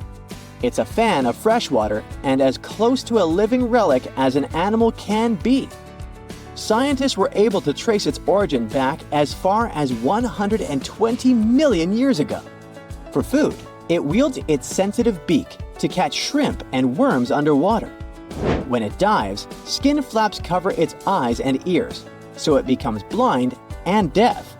But it still uses that beak like a high-tech radar. A grown platypus can even feast on half its body weight in a single night. Scientists have known for a while it shares many traits with reptiles, like its shoulder bones or the fact that it lays eggs. Other creatures that coexisted with the dinosaurs still exist today, just not mammals. Snakes made their way into our fauna in those prehistoric times too, as well as cockroaches and bees. Some species of sharks are even considered to predate the dinosaurs. And if we look at our entire planetary history, we'll see they survived 4 out of 5 periods of mass extinction. Horseshoe crabs have the nickname living fossils because their evolution was much slower than any other animal that we know of. Not because they're not smart, but simply because they found their perfect form much sooner. So they didn't need to make a lot of changes. They have a very rudimentary immune system, but it seems to work wonders. No wonder they stayed pretty much the same for over 400 million years. Most of the ocean is still shrouded in mystery, whether we're talking about dark corners or creatures that are hiding in the depths. But sometimes it gives us a peek into scary things it hides in its cold, dark depths. Like when you hear on the news that there are some deep-sea creatures washed ashore after a powerful storm once again. Some just look weird, while others are real monsters that live at depths of more than 3,300 feet. The coldest and deepest parts of the ocean have created one specific phenomenon called gigantism. So, sea spiders, squids, worms, and many other animals, mostly invertebrates, or creatures without backbones, they're all way bigger and scarier than the versions we see in the more shallow areas. In the Pacific depths, you can see a sea sponge as large as a minivan. Or what about the colossal squid that lives in subantarctic waters and is nearly 14 times longer than the arrow squid, a type that mostly lives in New Zealand? Researchers found many of these underwater monsters in the abyssal zone of the ocean. Back in 2021, the researchers showed images of the giant phantom jelly. It was at a depth of 3,200 feet. Its tentacles were 33 feet long. Wow, I wouldn't like to face that one on the beach. It probably eats only small fish and plankton, but it can swim to depths of more than 21,900 feet. And down there, this giant jelly doesn't have enough food. How does it survive then? Scientists haven't figured it out yet. And there are even more questions related to the giant squid, the biggest one ever found. This monster is 43 feet long, with a weight of nearly a ton. Imagine if those tentacles would grab your car, or something like that. They would smash it like it was a toy. There's no light in the abyssal zone. Sun rays just can't penetrate that deep. So there's no algae or underwater plants there. Local animals mostly eat snow. Marine snow is not like the regular one you build a snowman with. It consists of any small flakes or remains that fall from the surface of the ocean. Maybe even some leftovers that animals up there couldn't eat. So it's not much. But apparently, it's enough for very large creatures that hide deep down there, like giant squids. Squids that generally live at such depths don't bother going after their prey. They just wait until the poor animal swims right up to their long tentacles and falls into a trap. It may not be the best method ever, because not many animals will even swim into these dark, cold parts. but it's the method that saves energy. A giant squid eats only 1 ounce of fish daily, which is approximately 45 calories. That's nearly 50 times fewer calories than an average person should eat per day. So when a squid gets 1 fish, it saves it for a couple of days. I hope giant squids won't get the idea to go to the surface and look for food when there's not enough of it in the abyssal zone. And I hope even more that giant Greenland sharks won't get that same idea. You can find them at depths of up to 7,200 feet. They're twice as slow as we usually walk. They swim at a speed of 1.12 feet per second. Their slowness is part of the energy-saving mechanism that creatures down there need to survive. But they can speed up in the form of short bursts when they need to catch prey. But they kinda change their diet from predator to scavenger, considering their environment. There will be more leftovers falling from the surface than animals to go after. Greenland sharks grow just 0.4 inches per year, and they're mostly 20 feet long, which means they live for a very long time, sometimes up to 400 years. They also have a slow metabolism, and that's one of the main factors for their long life, too. Greenland sharks like to spend their time in cold waters. They're adapted to that, since their tissues have specific chemical compounds that prevent the forming of ice crystals all over their body. That means they have some sort of natural antifreeze. So what makes them so big? Scientists are still not sure, but some theories try to explain it. There's this thing called Kleiber's rule that says bigger animals tend to be more efficient. Just take a small fish and compare it to a whale with a mass hundreds of times bigger. The whale has a greater metabolism. It conserves energy more efficiently and loses less of it to the surroundings through heat. Moving on, bigger animals can ingest bigger prey. They're more likely to go through tough issues in their environment or defend themselves from predators going after them. Also, the body gets bigger when temperatures are lower. The Greenland shark is a perfect example. So are giant sea spiders. Sea spiders are generally common, and you find some very small ones at 0.04 inches. But in deeper parts of the Antarctic, they become 3-foot-long giants. They grow so big because the cold water has more oxygen. That way, more of it diffuses into the animal's body, and that allows it to grow bigger. Yeah, both as a creature and a nightmare. And how about this giant tube worm? Researchers found it accidentally while they were exploring the mysteries of the Pacific Ocean floor. They stumbled upon unusual hydrothermal vents. Volcanic heat is a thing that gets them going. As water seeps down through faults or cracks in the rock, these vents change their direction. When the water gets out of the vent, it's rich in different minerals and chemicals. Most animals wouldn't survive being around this toxic soup of chemicals, but not these tube worms. They came as a true surprise, because not only are they not bothered by these toxic vents and the almost boiling temperature of the water, but they developed entire ecosystems there. They're unique because they don't need sunlight to survive. Instead, small bacteria are their main source of energy. That bacteria gets their energy directly from these toxic chemicals. So it's not photosynthesis, but a process called chemosynthesis. And these tube worms don't have mouths. These bacteria live inside them. Strange story, huh? Plus, these scary worms reach up to 8 feet. Giant isopods are no better either. They lurk at the depths of the ocean of 1,640 feet or more below, far away from the sunlight, looking like some monstrous wood lice. They spend most of their time on the seabed, hoping to find some food falling from higher levels of the ocean. Check out their small hooked claws at the ends of their legs. Isopods use them to remain more stable while moving around the ocean floor. Since there's no light, they have long antennae that help them feel their way around. These sensory antennas are about half the length of their body.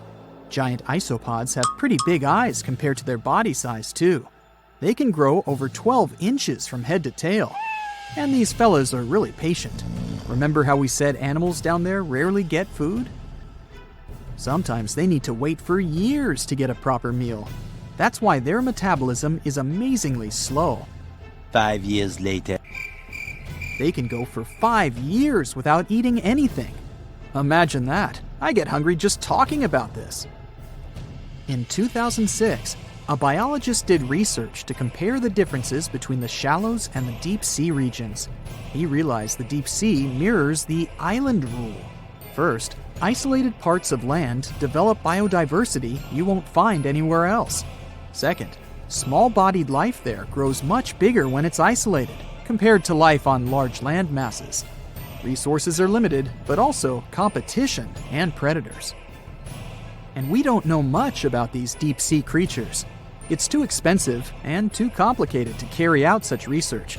So we'll just wait for more raging storms to show us at least part of the monstrous world cold ocean depths hide. Wanna high-five a sea creature? Well, put your hand up for the Tasmanian red handfish. This fish doesn't swim like a fish. It walks. It uses its flipper-like hands to stroll around on the ocean floor. These bottom walkers are disturbed by swimmers and boats a lot. Some people even want to take them home as pets. I think it's better to just give them a wave and swim on by. The vampire squid. Its species name is Vampiroteuthis infernalis, which translates to vampire squid from hell. Oh yes, this vampire squid means to terrify everyone with its name. Its dark red color, its spikes at the bottom, and the scary fact that it can basically turn itself inside out. The vampire squid loves putting on a good show, but it's as harmless as a kitten is to humans. It's as if Dracula scared the pants off you, but he didn't have blood-sucking fangs. The vampire squid feeds on food particles from plants and animal matter floating near the ocean's surface. Since they're not predators, they need good defensive strategies, and their vampiric look is designed to ward off large creatures who want to eat them. Turning themselves inside out is a defensive mechanism since the spiky areas in the inner skin are more intimidating. They also shoot out a substance that does not have color, but is packed with bioluminescent particles to distract predators. The vaquita. Going out on a boat off the coast of Mexico sounds like the perfect vacation. The sun, the blue water, the most endangered sea creature. Wait, what? The vaquita isn't dangerous, but don't expect it to stick around to say hello or sign any autographs. It's incredibly shy. This little cow, that's what it means in Spanish, is one tiny sea mammal. With those black markings around its eyes, it looks more like a sea panda to me. Seeing one should make you feel very special. They're on the brink of extinction, mostly because they got caught by accident in fishing nets. It's estimated that there's only 10 left in the wild. The blue dragon. This little creature looks like something out of a kid's fantasy movie. It's called the blue glaucus, casually referred to as the blue dragon or blue angel. It can be found in many places, the Atlantic, Pacific, and Indian Oceans. It's kind of a mollusk and it only grows to be about an inch long. What you think is the back is actually the mollusk's bright underbelly. It regularly floats on its back so that its blue colors help it camouflage with the water's waves. The blue dragon isn't just pretty, it's also smart. It usually feasts on Portuguese man-o'-wars, also known as Physalia physalis. The blue dragon stores their stinging cells for later use, in essence, stealing their defensive mechanisms. When the blue dragon is threatened, it releases those stinging cells it stored, directing them at an enemy to sting them with more power than the Portuguese man-o'-war would have been capable of. As they can store a huge amount of stinging cells, they can be a threat to humans. So, if you find one, don't pick it up. It's best to admire it from a distance. The barrel-eye fish. If you ever wanted to have Superman's X-ray vision, looking at the barrel-eye fish will make you feel like you gained that superpower at some point in your life without even realizing it. The barrel eye has a transparent head, so you can see how their eyes and brain look inside. This magnificent creature lives in the deep sea.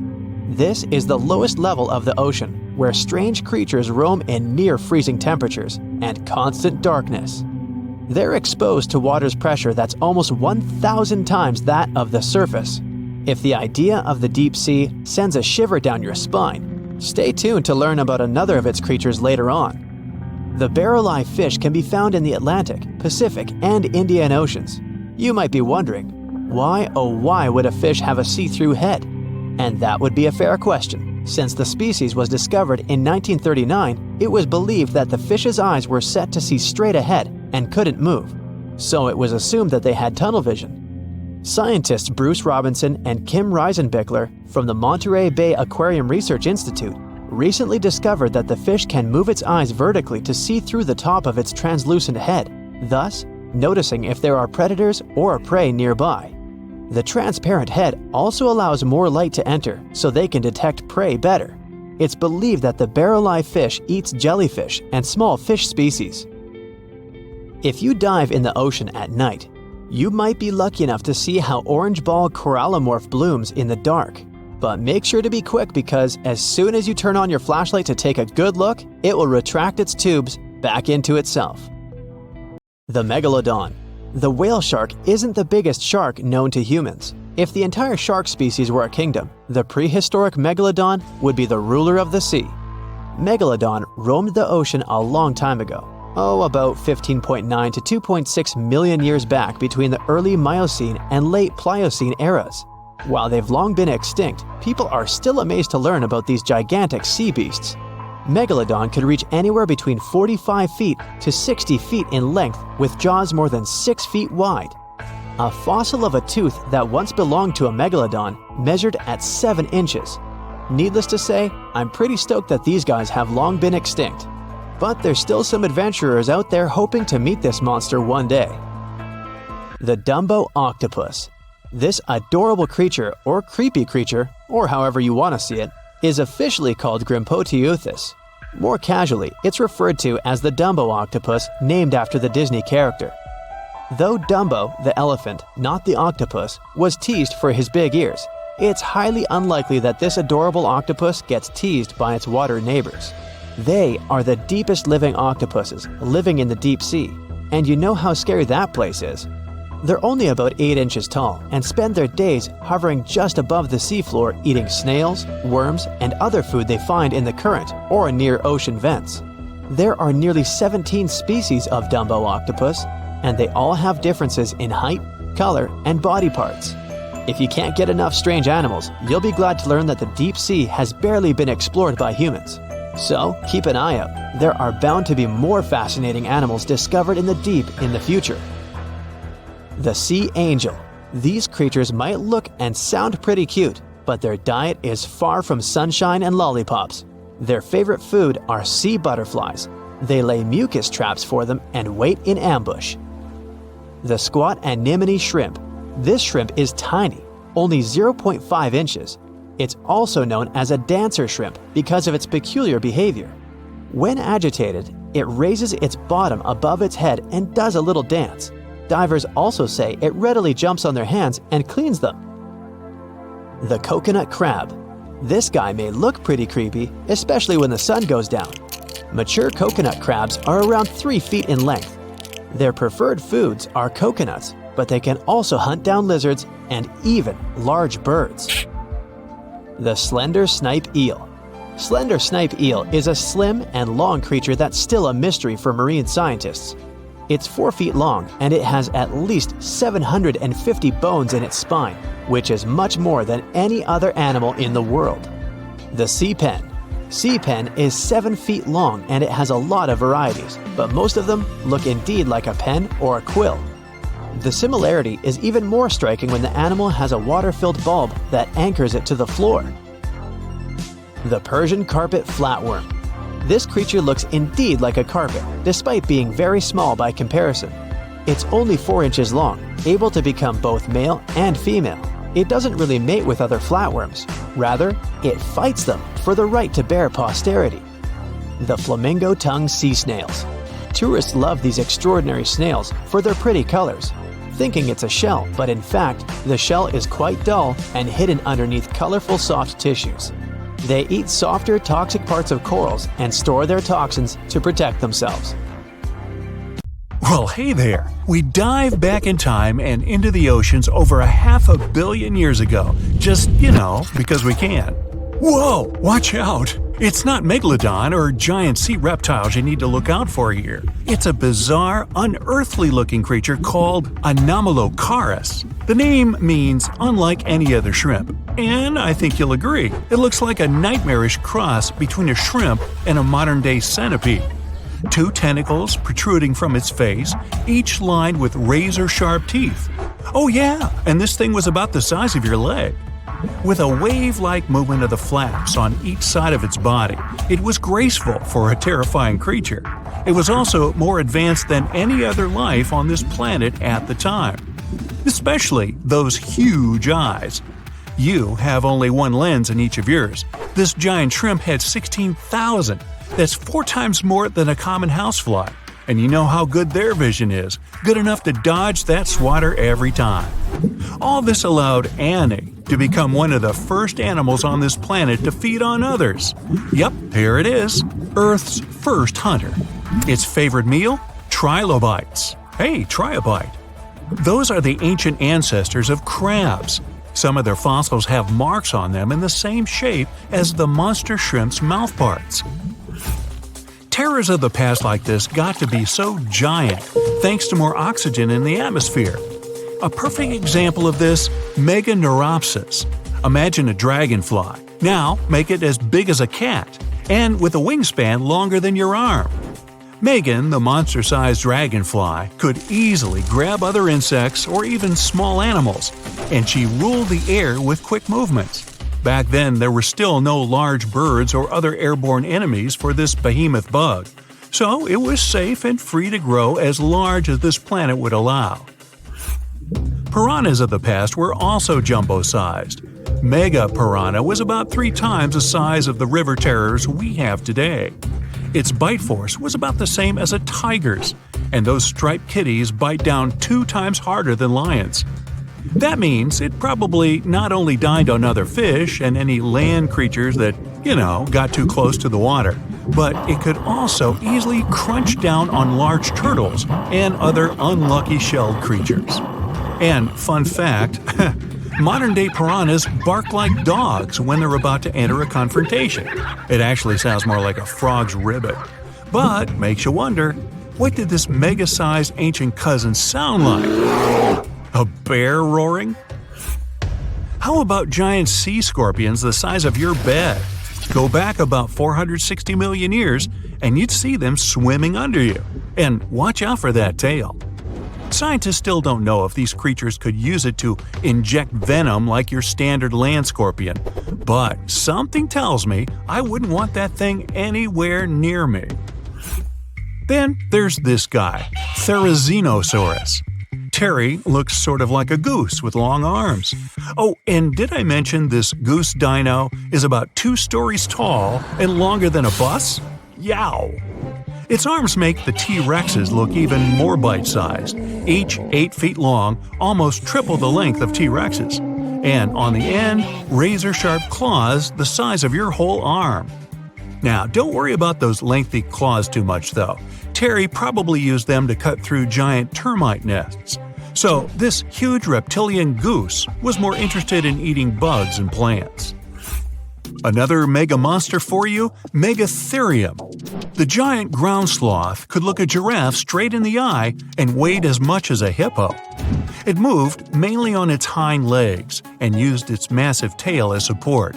He had huge paws with colossal knife-sized claws. The sloth could use them to defend itself from enemies and to bend tree branches in search of food. But the biggest danger to the giant ground sloth wasn't dinosaurs or saber-toothed tigers. It was our own species.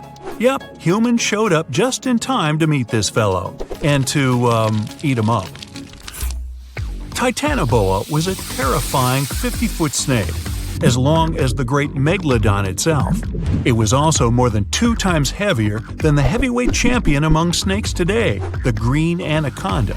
Crocodiles were a regular on this serpent's menu. Titanoboa could swim 3 times faster than the fastest Olympic swimmer our species has ever seen. It was quicker and more dangerous in the water than outside it. And don't forget the boa part of its name. This massive snake wasn't venomous. Instead, it liked to squeeze. Remember that giant shrimp from earlier? Well, Opabinia looks like its teeny tiny finger-sized cousin. And instead of two toothy tentacles, this thing had a vacuum hose coming out of its face.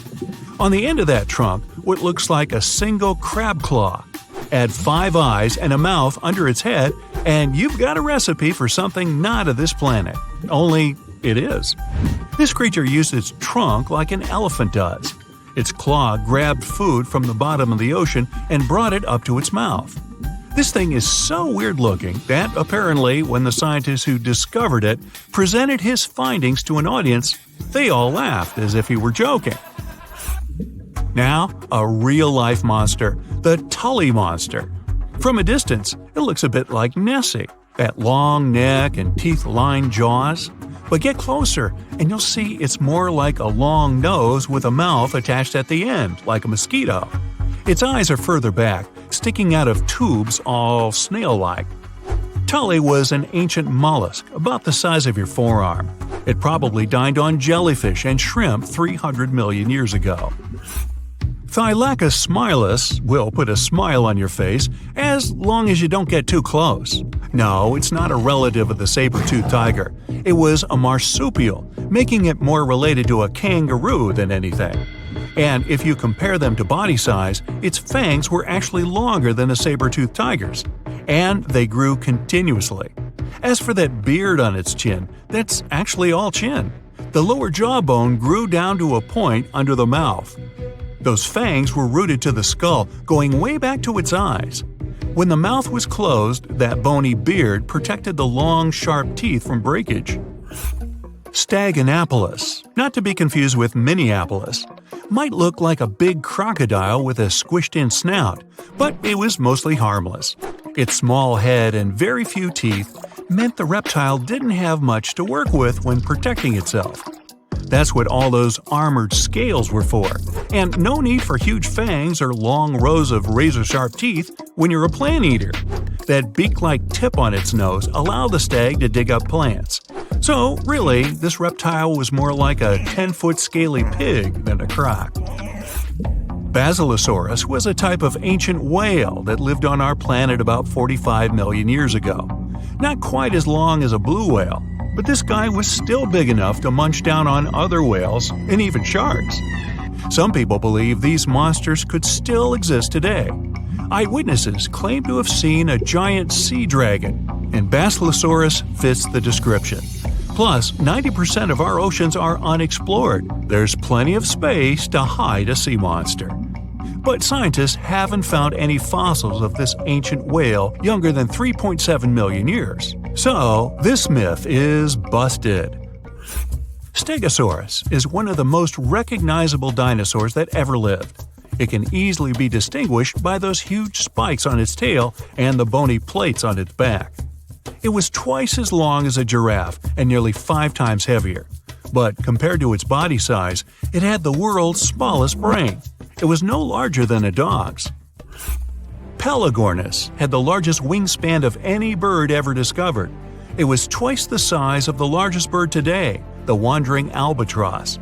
Such huge wings made it hard for the bird to take off. It could only do so by jumping off cliffs. And when it finally spread its wings, this giant could only go about 40 miles per hour. The fastest bird today can reach speeds 5 times that. The stonefish. Stonefish aren't going to win any beauty contests, unless the pageant is for best rock look-alike. Their tiny unreflective eyes and rough skin blend in perfectly with their environment. A large head, an even bigger mouth, and a home full of, it's rocks. And just because you're on the beach doesn't mean you're safe. Stonefish can survive for 24 hours out of the water. Stepping on one, or even handling one, won't be that fun. Their dorsal fin spines have extremely strong venom. It shoots out when they get stepped on, and it can lead to paralysis or even heart failure. You'll need help fast. No wonder they're one of the most dangerous creatures in the water, or anywhere. Be careful when scrambling around rocky areas. They love to play hide and seek. The deep sea dragonfish. If there were a prize for the most hideous fish in the ocean, the deep-sea dragonfish would win. With slimy, scaleless skin, massive teeth, and a face only a mother could love, this bad boy of the sea is nothing to mess with. It likes to swim between 700 feet and 6,000 feet below the surface of the ocean, where the waters are the darkest and coldest. Along with some other creatures on this list, the deep-sea dragonfish relies on its bioluminescent body parts to catch prey. It also uses its hanging appendage, which boasts a little red light on the end, coming out from its lower jaw. Many fish mistake this little light for prey, luring them right into the jaws of the deep-sea dragonfish. Very clever dragonfish, very clever indeed. The fangtooth. The Mariana Trench is an underwater trench with a depth of 35,000 feet, nearly 7 miles below the ocean surface. Let that sink in. While scientists know the Mariana Trench exists, it's one of the least explored places on Earth. It's also the deepest area of Earth's oceans. And although many creatures down there probably haven't even been seen by humans yet, scientists have had the creepy pleasure of getting to know the fangtooth. The fangtooth fish shamelessly lives up to its name. Just look at that thing. The fangtooth is carnivorous and feeds on just about anything it can find that gets caught in its sharp-toothed mouth. These fish rely on their contact chemoreception to find prey. In other words, they can sense chemical residue that comes off of other living organisms in the deep sea. This is because they don't have any light-producing cells on their bodies, unlike many other deep-sea fish. On top of all that, it's pretty dark down there, so whatever crosses their path, they chomp on. While these guys look pretty scary, they're not a threat to humans. They only grow about 7 inches long. Even so, I wouldn't want to run into one of these things during a relaxing swim in the ocean. The Dunkleosteus.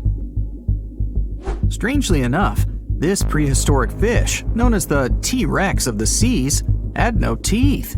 Those were replaced with bony plates that allowed it to have the strongest bite among other monsters of its size. The goblin shark. If you thought the movies about sharks were scary, this next deep-sea creature will make you swear off going for dips in the ocean forever. However, it lives 3,000 feet underwater, so you'll never likely see it face to face. The goblin shark looks like a cross between a shark and a creature from your worst nightmare. These sharks boast a protruding sword-like snout with a jaw that juts out to match. Unlike other sharks that have more of a gray hue, this creepy thing looks not so pretty and pink. Aside from their scary demeanor, what do scientists really know about the goblin shark? Well, not much, except that they can grow up to 18 feet in length. Looks like there's still a lot to learn about these guys, if you dare to. By the way, did you know that sharks don't sleep?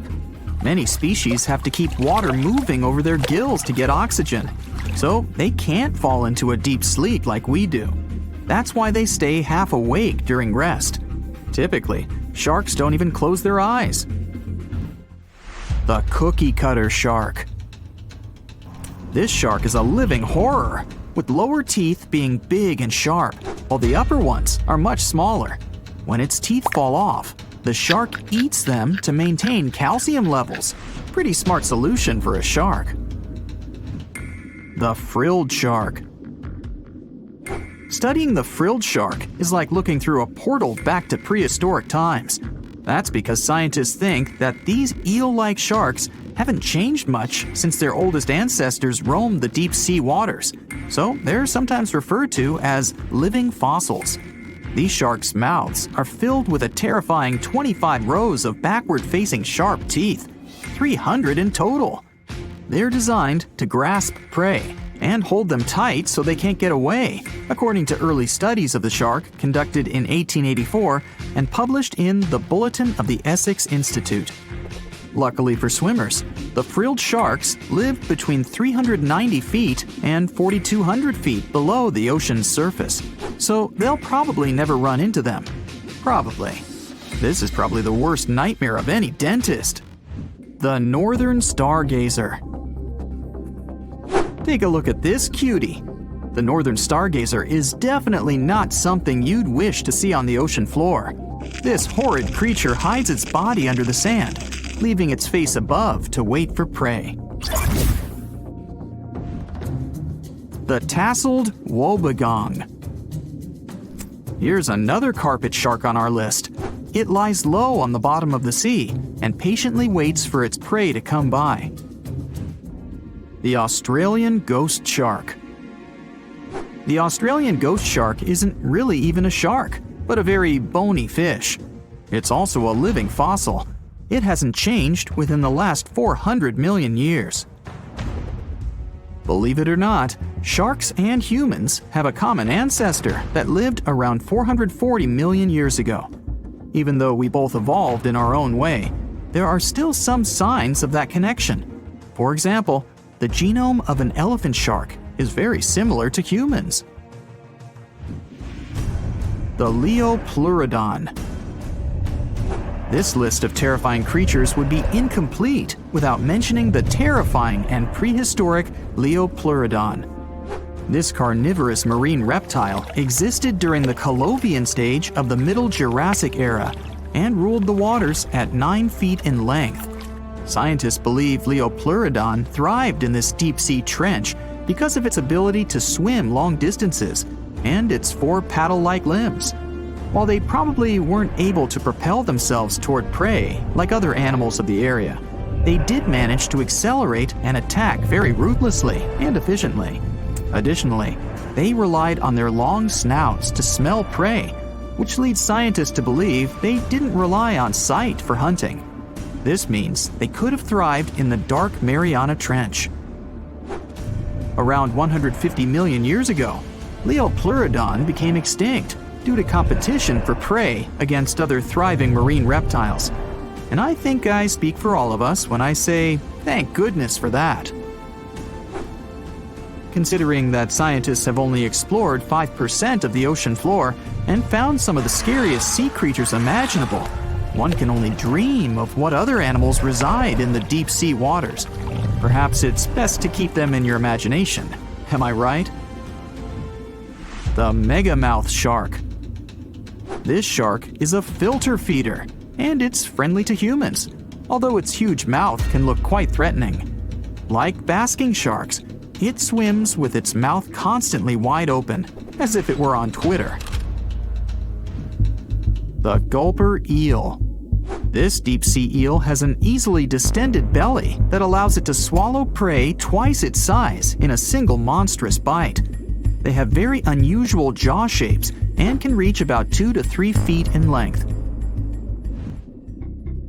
Do you see that large log near the ocean floor?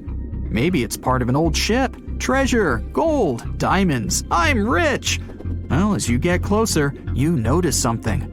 It's swimming! It's not a shark or a dolphin, it's a saltwater crocodile! Now don't panic. If you bump into one of these reptiles in the sea, it's unlikely it'll think of you as food. Crocodiles have a special valve in their throat that stops them from drowning underwater, but that doesn't mean they can't bite. Usually, they're heading to a nearby island, and the quickest way there is to body surf. They can't really take the ferry, you know. Watching one from a distance should be okay. Just don't swim to shore right away. They love to ambush their lunch in shallow water. If there's one time I'd want to see a great white shark, it's when I'm diving with crocodiles. They'll gladly take a crocodile-sized nibble, given the right motivation. Think you know what lurks in the depths of the ocean? While nearly 95% of our oceans haven't been explored yet, it's hard not to let your imagination run wild. But thanks to brave explorers, deep-sea cameras, and awesome archaeologists, we do know about some pretty incredible sea creatures living in our waters today, and millions of years ago. From the 9-foot spider crab to the 60-foot prehistoric megalodon, these sea dwellers come in all shapes and sizes.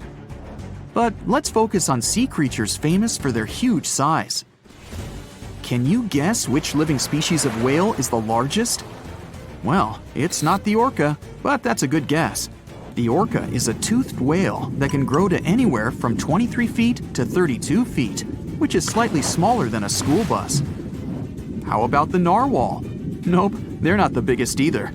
These unicorns of the sea live mainly in Arctic waters and only grow 13 feet to 20 feet in length, and that's including their 9-foot tusk. Tired of guessing? Okay, I give in. The largest whale that still exists today is the blue whale. At a jaw-dropping 82 feet to 105 feet, the blue whale is not only the biggest whale we know of, but is currently the largest animal to have ever lived on Earth. Seriously. These animals are bigger than a T-Rex, and even the prehistoric megalodon. If you were to put a blue whale next to a school bus, it would look like it could swallow it. Think about that. According to National Geographic, a blue whale's tongue can weigh the same as an elephant. And their hearts can weigh as much as a car. That doesn't even sound possible. It's no wonder these giants need to eat about 4 tons of krill every day. While there aren't too many animals living today that can compete with the blue whale's epic proportions, there is an entirely different species that is a good contender, and it's not quite what you would expect. It's a jellyfish. No, I'm not talking about the little jellyfish that wash up on the shore and ruin a perfectly good day at the beach. I'm referring to the lion's mane jellyfish, the biggest jellyfish around. This invertebrate can grow up to 120 feet long. They also come in different gorgeous colors like red, purple, or even shades of orange. As if their length wasn't impressive, the lion's mane jellyfish boast a whopping 8 sets of 70 to 150 tentacles. That means they can have up to 1,200 in total. And here's the giant oceanic manta ray, the largest type of ray in the world. Their wingspan can be longer than a bus. These guys can reach 30 feet in length. They also have the biggest brain compared to body size among all fish. Unlike their stingray cousins, mantas don't have venomous tails. And while the lion's mane jellyfish and the blue whale are yet to be beaten for the longest sea creature, there is one marine creature that can grow even larger in length. The Portuguese Physalia physalis, tentacles and all, can reach a length of 165 feet long, and that's according to mentalfloss.com.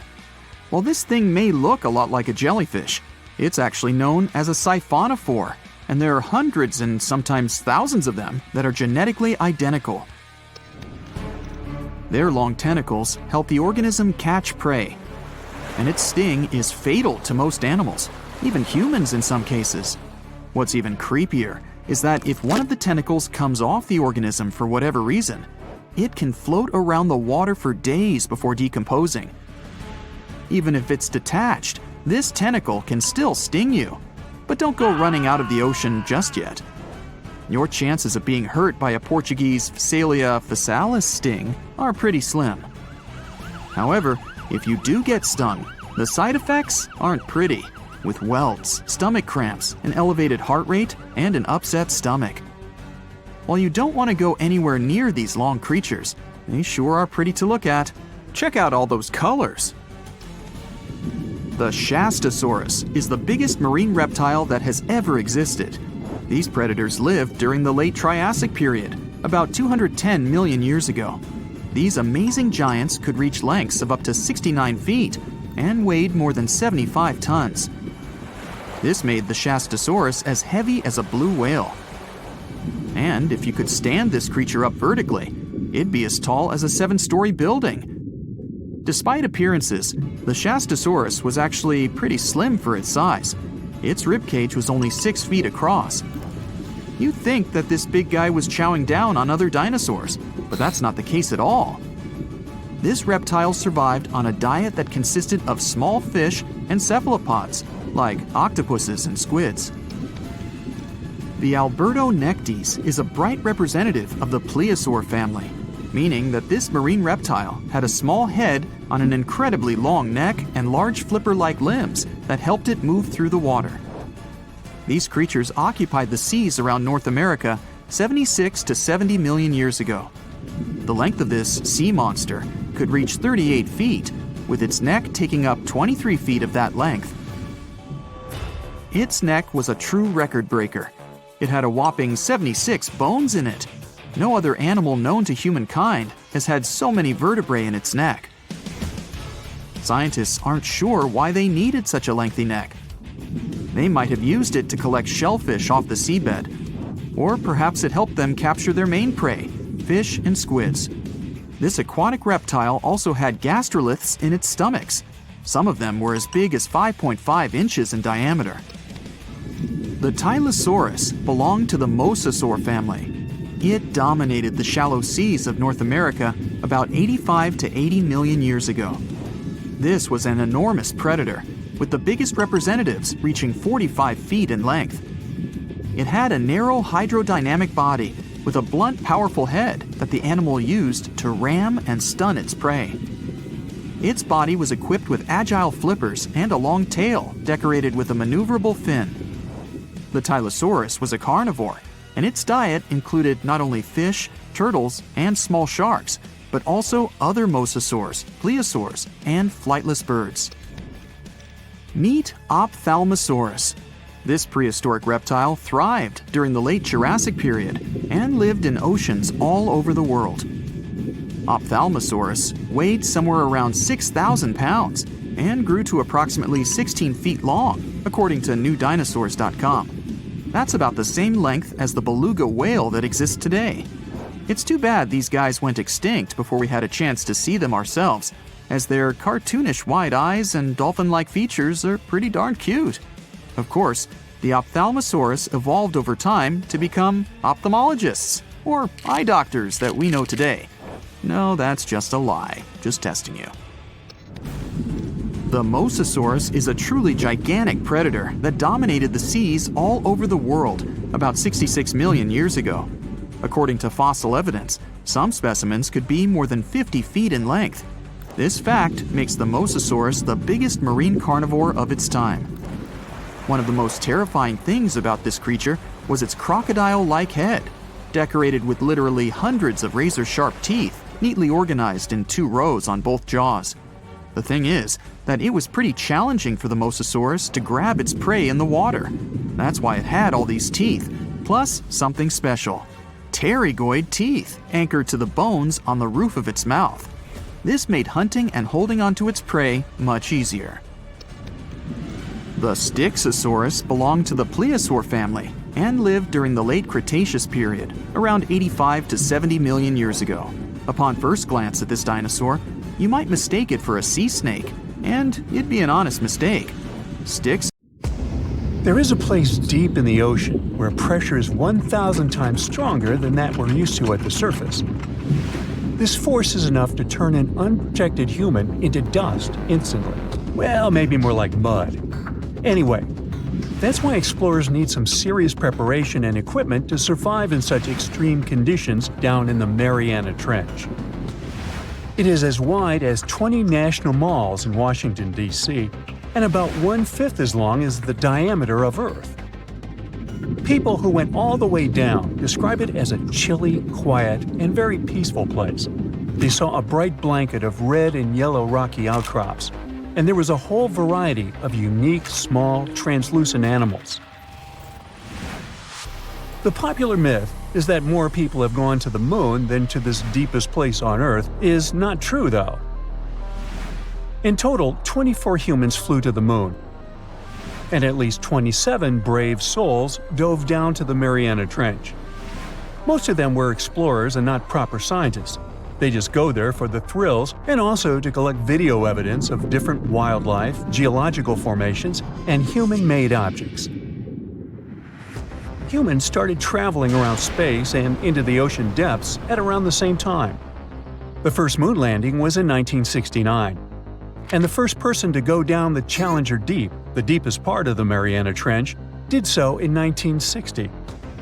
This unusual location got its name after the British ship HMS Challenger, which first located this massive drop in the ocean floor at the end of the 19th century. It would take 8 more decades before the first human went down to it. Explorers didn't manage to do it in a conventional submarine. They used a type of submersible called a bath escape. The Swiss oceanographer Auguste Piccard designed his own in 1953. 7 years later, the submersible managed to do the impossible. It had reached a depth of nearly 36,000 feet. But what explorers saw was merely a fraction of the trench's full size. The fact that it is so huge of the Mariana Trench is just one of the reasons why it's mostly unexplored today. The absence of light is another major issue. Sunlight is incapable of reaching such profound depths, so the entire trench from top to bottom lies in absolute darkness. Because of such conditions, the ecosystem is a lot different than the shallower regions of the Pacific. This puts immense pressure on marine wildlife. Yeah, the pun is intended.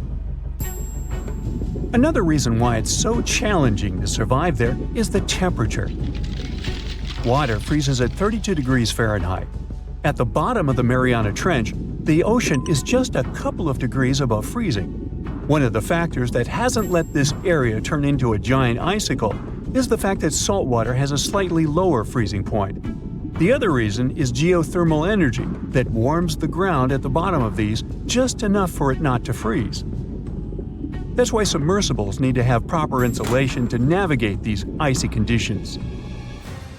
When they reach the bottom, researchers find out that this desolate and harsh climate is home to several animal species. They encountered arrow-toothed eels, snailfish, and spoonworms at various depths. There were even strange-looking translucent sea cucumbers and shrimp-like amphipods. The biggest surprise was microbial mats thriving on methane and hydrogen from the mud.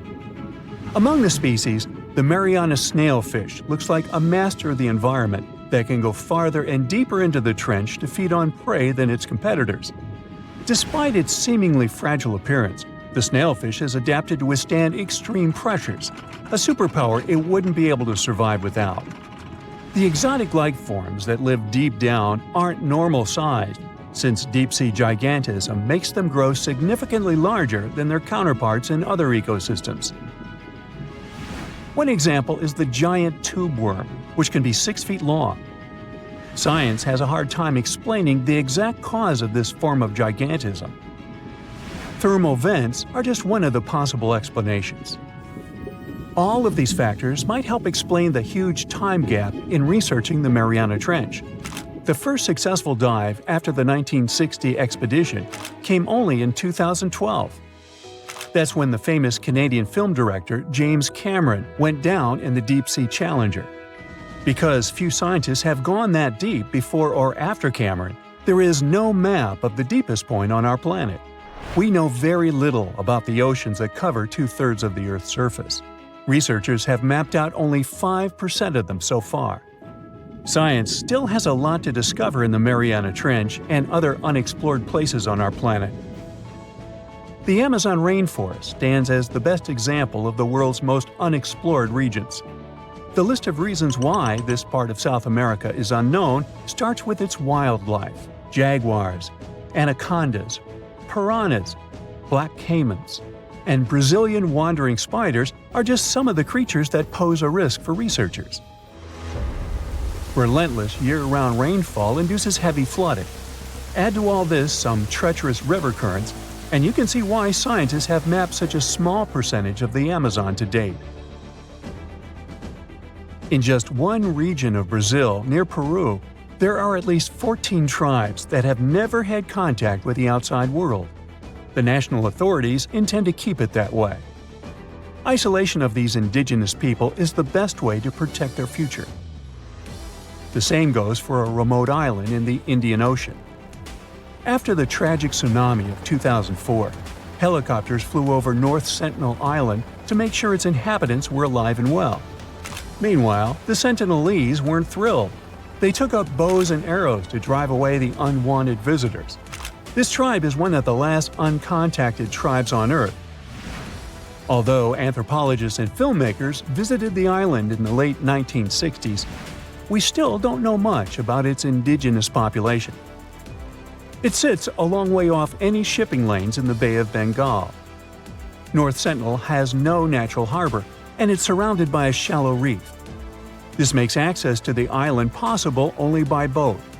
The Indian officials who lay claim to the island have prohibited outsiders from visiting the island for safety reasons. The estimates on how many people inhabit the island vary significantly, from as few as 15 to as many as 500. The island is not tiny. It's about 5 times as big as London's Heathrow Airport. Apart from occasional contact during the past 2 centuries, the Sentinelese must have been isolated for a long time. They are related to other indigenous groups in the Andaman Islands, but their neighbors cannot understand a word of their language. The continent of Antarctica has no permanent human settlements at all. The only people who periodically live there are international scientists. This vast expanse of ice and snow, roughly the size of the United States and Mexico combined, still has many regions where humans haven't set foot. Satellite imagery and photos that NASA's aircraft made from the air have mapped out the entire continent. So we know where to go, but it's not that easy. The reason for this are all the adjectives that go with Antarctica. It is the coldest, windiest, driest, and brightest of the 7 continents.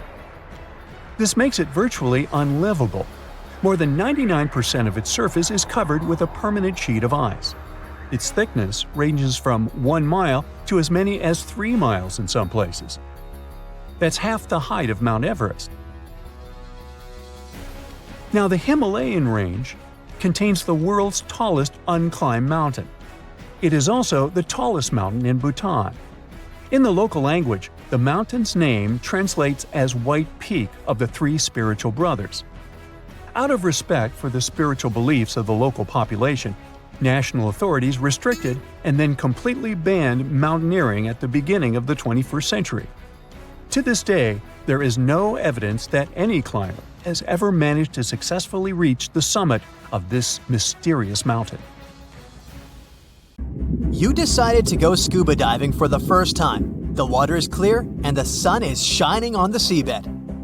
You take a few selfies and the fish swimming by when suddenly, the ocean goes pitch black. You look up and, oh my, what is that gigantic animal? It's definitely not a shark, not a whale. Is it a turtle? Yup, but fear not, it's not gonna hurt you. If you had lived on this same Earth about 72 million years ago, then maybe this could have really happened to you.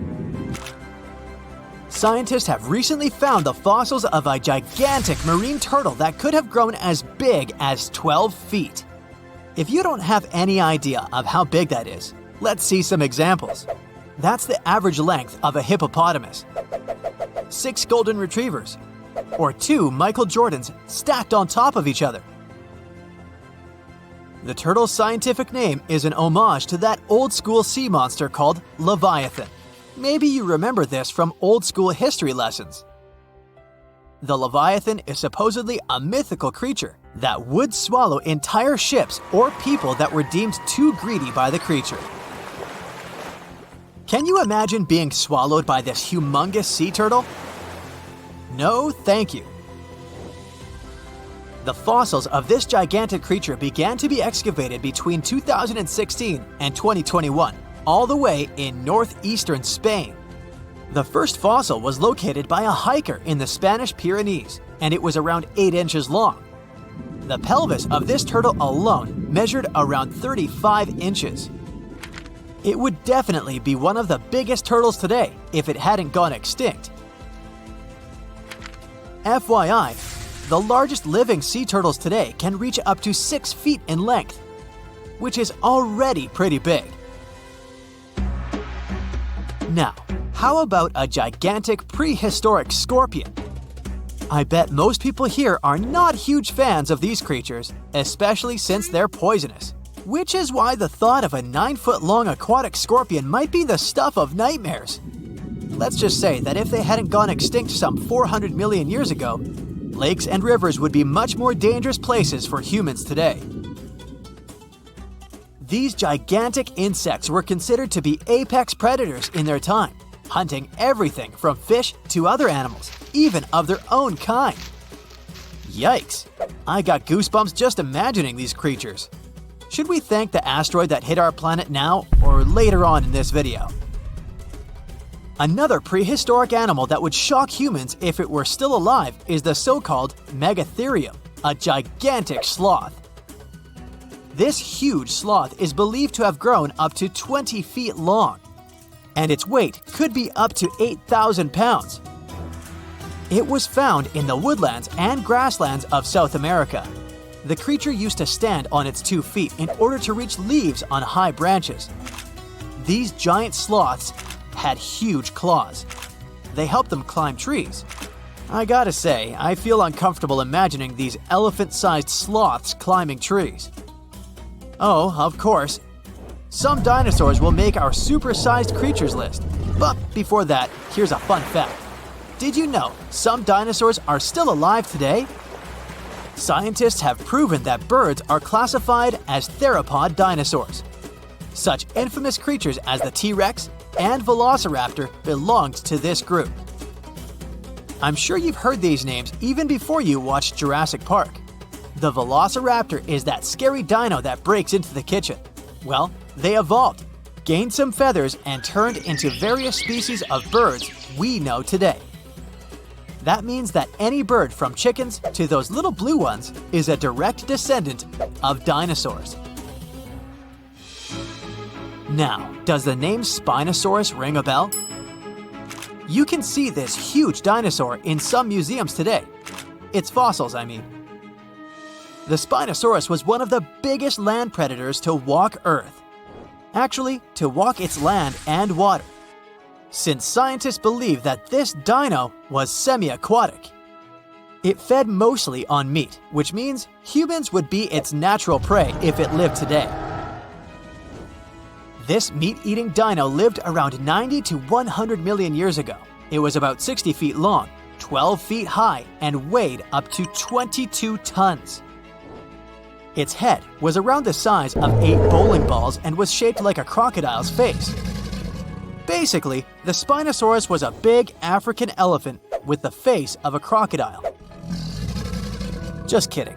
But that would look funny though, wouldn't it? A much more attractive dino was this guy. It's considered to be the largest dinosaur that has ever lived on our planet. What made it so big was its extremely long neck and very long tail. You wouldn't want to stand behind this creature, believe me.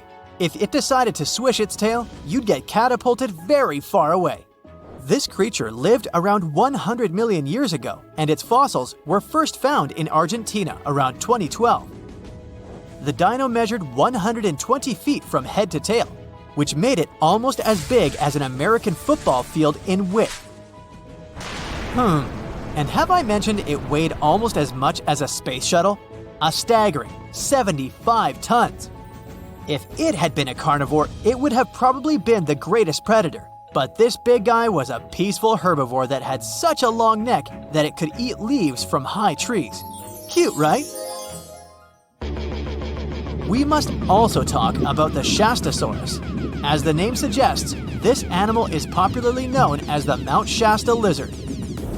Even though it was a marine reptile and probably never set foot on the mountain itself, this dino was usually around 23 feet long, but there was a specific strand of this species that could get as big as 69 feet long, about the size of the great blue whale. This made it the biggest marine reptile to have ever lived. A fun fact about the Shastasaurus is that scientists believe it didn't even have teeth, which means it could only feed on soft-bodied prey, such as squid, for example. The next animal on our list is the blue whale. Believe it or not, the biggest living animal on Earth actually started small. These days, the average mature blue whale can reach up to 100 feet in length and weigh up to 200 tons. That's more or less the weight of 40 elephants put together, or 30 Tyrannosaurus rexes, or 2,670 average-sized people. Blue whales have to eat up to 50 million calories per day to support that body. That's the equivalent of 30,000 Big Macs, just FYI. But blue whales weren't always this big. They actually evolved from a four-legged mammal that lived on Earth around 48 million years ago. Their ancestor was called Pachycetus, and it was only 6 feet long. Here's a fun fact. To be able to live in the water as one does today, the blue whale had to go through some intense adaptations. A blue whale can replace up to 80 to 90% of oxygen in its lungs each time it takes a breath. A human replaces only up to 15% for comparison. It allows these animals to dive for up to 1 hour at a time, down to a staggering depth of 330 feet. Elephants were bound to make the list. Elephants are currently the largest land animals on Earth. They can grow to be about 13 feet tall and weigh up to 7 tons. That's pretty small if we compare it to the other animals that once lived on Earth, right? But if we placed a 6-foot-tall human next to an elephant, we'll see it's not at all that small. African elephants are bigger than their close relatives, Asian elephants, and they have a similar lifespan to humans, up to 70 years. Pokemon might have made us collectively wish that salamanders were real-life dragons, although they're not. They can still be pretty cool though. There's a giant species of salamander that is known to be the largest living amphibian. They can grow to be as long as a regular-sized human, reaching up to 6 feet. I bet that wouldn't be a pleasant underwater encounter. Now, of course you know that the Amazon River is famous for its piranhas, bull sharks, and other creatures you don't want to meet. But there are even more dangerous rivers in the world. The deepest of them, the Congo, goes so far down in some sections that even light can't reach there. It's the only major river that crosses the equator twice and carries enough water to fill more than 13 Olympic-sized swimming pools into the Atlantic Ocean every second. Wow! Even the most experienced boaters have trouble passing through all of the river's strong currents, rapids in its upper part, and waterfalls and gorges in the lower section. The Congo currents are so fast and powerful that they even divide animals like mountains and oceans do. There are new species of fish evolving separately on the two banks as they can't reach the other side and breed with each other. One of the most dangerous types of fish living here is the Goliath tigerfish. These monsters, that grow up to 5 feet and travel at the speed of 25 miles per hour, are relatives of piranhas. Their mouths are full of vicious, razor-sharp teeth. Their females lay hundreds of thousands of eggs, and the offspring are predators from birth. You have a good reason to fear the Goliath tigerfish, as they're the only freshwater fish in Africa that have attacked crocodiles and even humans. Okay, not swimming there. There are dense jungles and more hungry wildlife, including snakes and some aggressive hippos, all along the river. Still, it's used as a water highway in Central Africa, so barges traveling on it for weeks are often crowded with up to 2,000 people and capsize every now and then. And if you believe the local folklore, there's one more thing to be afraid of: the one who stops the flow of the rivers, a dinosaur-like beast that is said to live in the Congo River basin. There have been over 100 sightings over the last century, but no one can provide solid evidence the beast is real. At the turn of the 21st century, there was a series of terrible, mysterious stories on the Kali River in Asia. Something described as a mud-colored water pig would drag swimmers underwater in front of terrified eyewitnesses. British biologist Jeremy Wade stepped up to crack the case. He noticed that all the scary incidents were happening in one specific spot, stretching about 4 miles. Villagers told him this creature was growing big and bad from all the food it got. Wade examined the water with a depth sounder and thought it could have been a whirlpool. Then the monster dragged a domestic water buffalo into the water. The buffaloes are big and heavy, so the creature that attacked it would have to be super strong. Saltwater crocodiles don't go so far inland, and the most common local species of crocodiles don't live in cold waters. There were no bull sharks in the area either. Finally, Wade spotted several goonch catfish underwater. Some of them were human-sized, They couldn't capture these monsters with a regular fishing rod, but a special ceremonial construction did the job. The largest fish was 6 feet 7 inches long and 3 times the weight of an average gaunch. It was large enough to take down a human or a large animal, but Wade mentioned there could be even bigger ones living in the Kali River. The Orinoco River in South America is dangerous to navigate because of some crazy curves and strong underwater currents. It's easy to get lost here, even if you have your GPS on. There are sudden waterfalls all along, and you must be prepared to handle those to survive. The river is the only home to a rare Orinoco crocodile and has some pretty scary-looking vampire fish swimming around. This payara fish has sharp, spiky daggers that line their gums and 2 elongated fangs that rise from their lower jaws. Could probably use an orthodontist and some braces, you think? It's a ferocious hunter constantly looking for the next victim, which is going to be a medium or large-sized fish. If a human catches a payara, it will defend itself, leaving cuts, nips, and bites, but there are no known cases of this cutie taking a human life. Well, that's good. The Yellow River in China received its name after its color, but it wasn't always this yellow. It was first formed at least 30 million years ago and shifted its course over 30 times over the centuries. Yellow sediments moving downstream from a plateau in the distance transformed it from clear to muddy. This fine-grained substance piled up at the bottom of the river and formed natural dams. The huge amounts of water that the river carries need to find their way to the sea, and that's when major floods happened, taking several million lives in various epochs. The locals tried to solve the problem by building higher and higher levees, but it only made things worse. Water coming out of the river would now have nowhere to back up, as the riverbed was higher than the surrounding land. This even shifted the river's mouth. Now there are massive dams and dikes all along the river to try to contain it. The Paraná River is the second longest in Latin America and has many tributaries. They flow in from the highlands near the Andes, and there's a huge drainage in the wet season. This makes the river a perfect home for, guess what, piranhas. There are 30 to 60 species of these scary fish in the Paraná waters.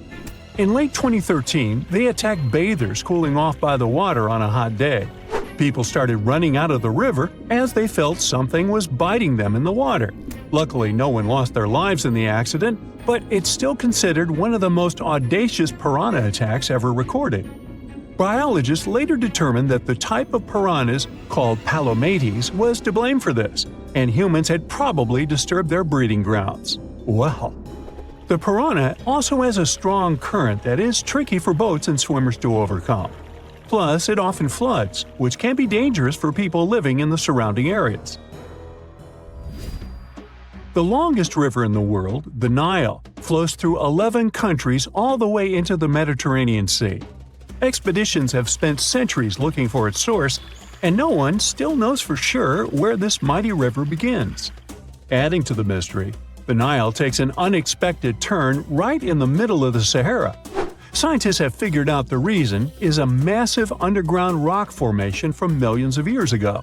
The Nile has served as the most important water highway for civilizations through centuries, but it has some pretty dangerous inhabitants, like crocodiles that grow to be 20 feet long, which is slightly more than the height of an average giraffe.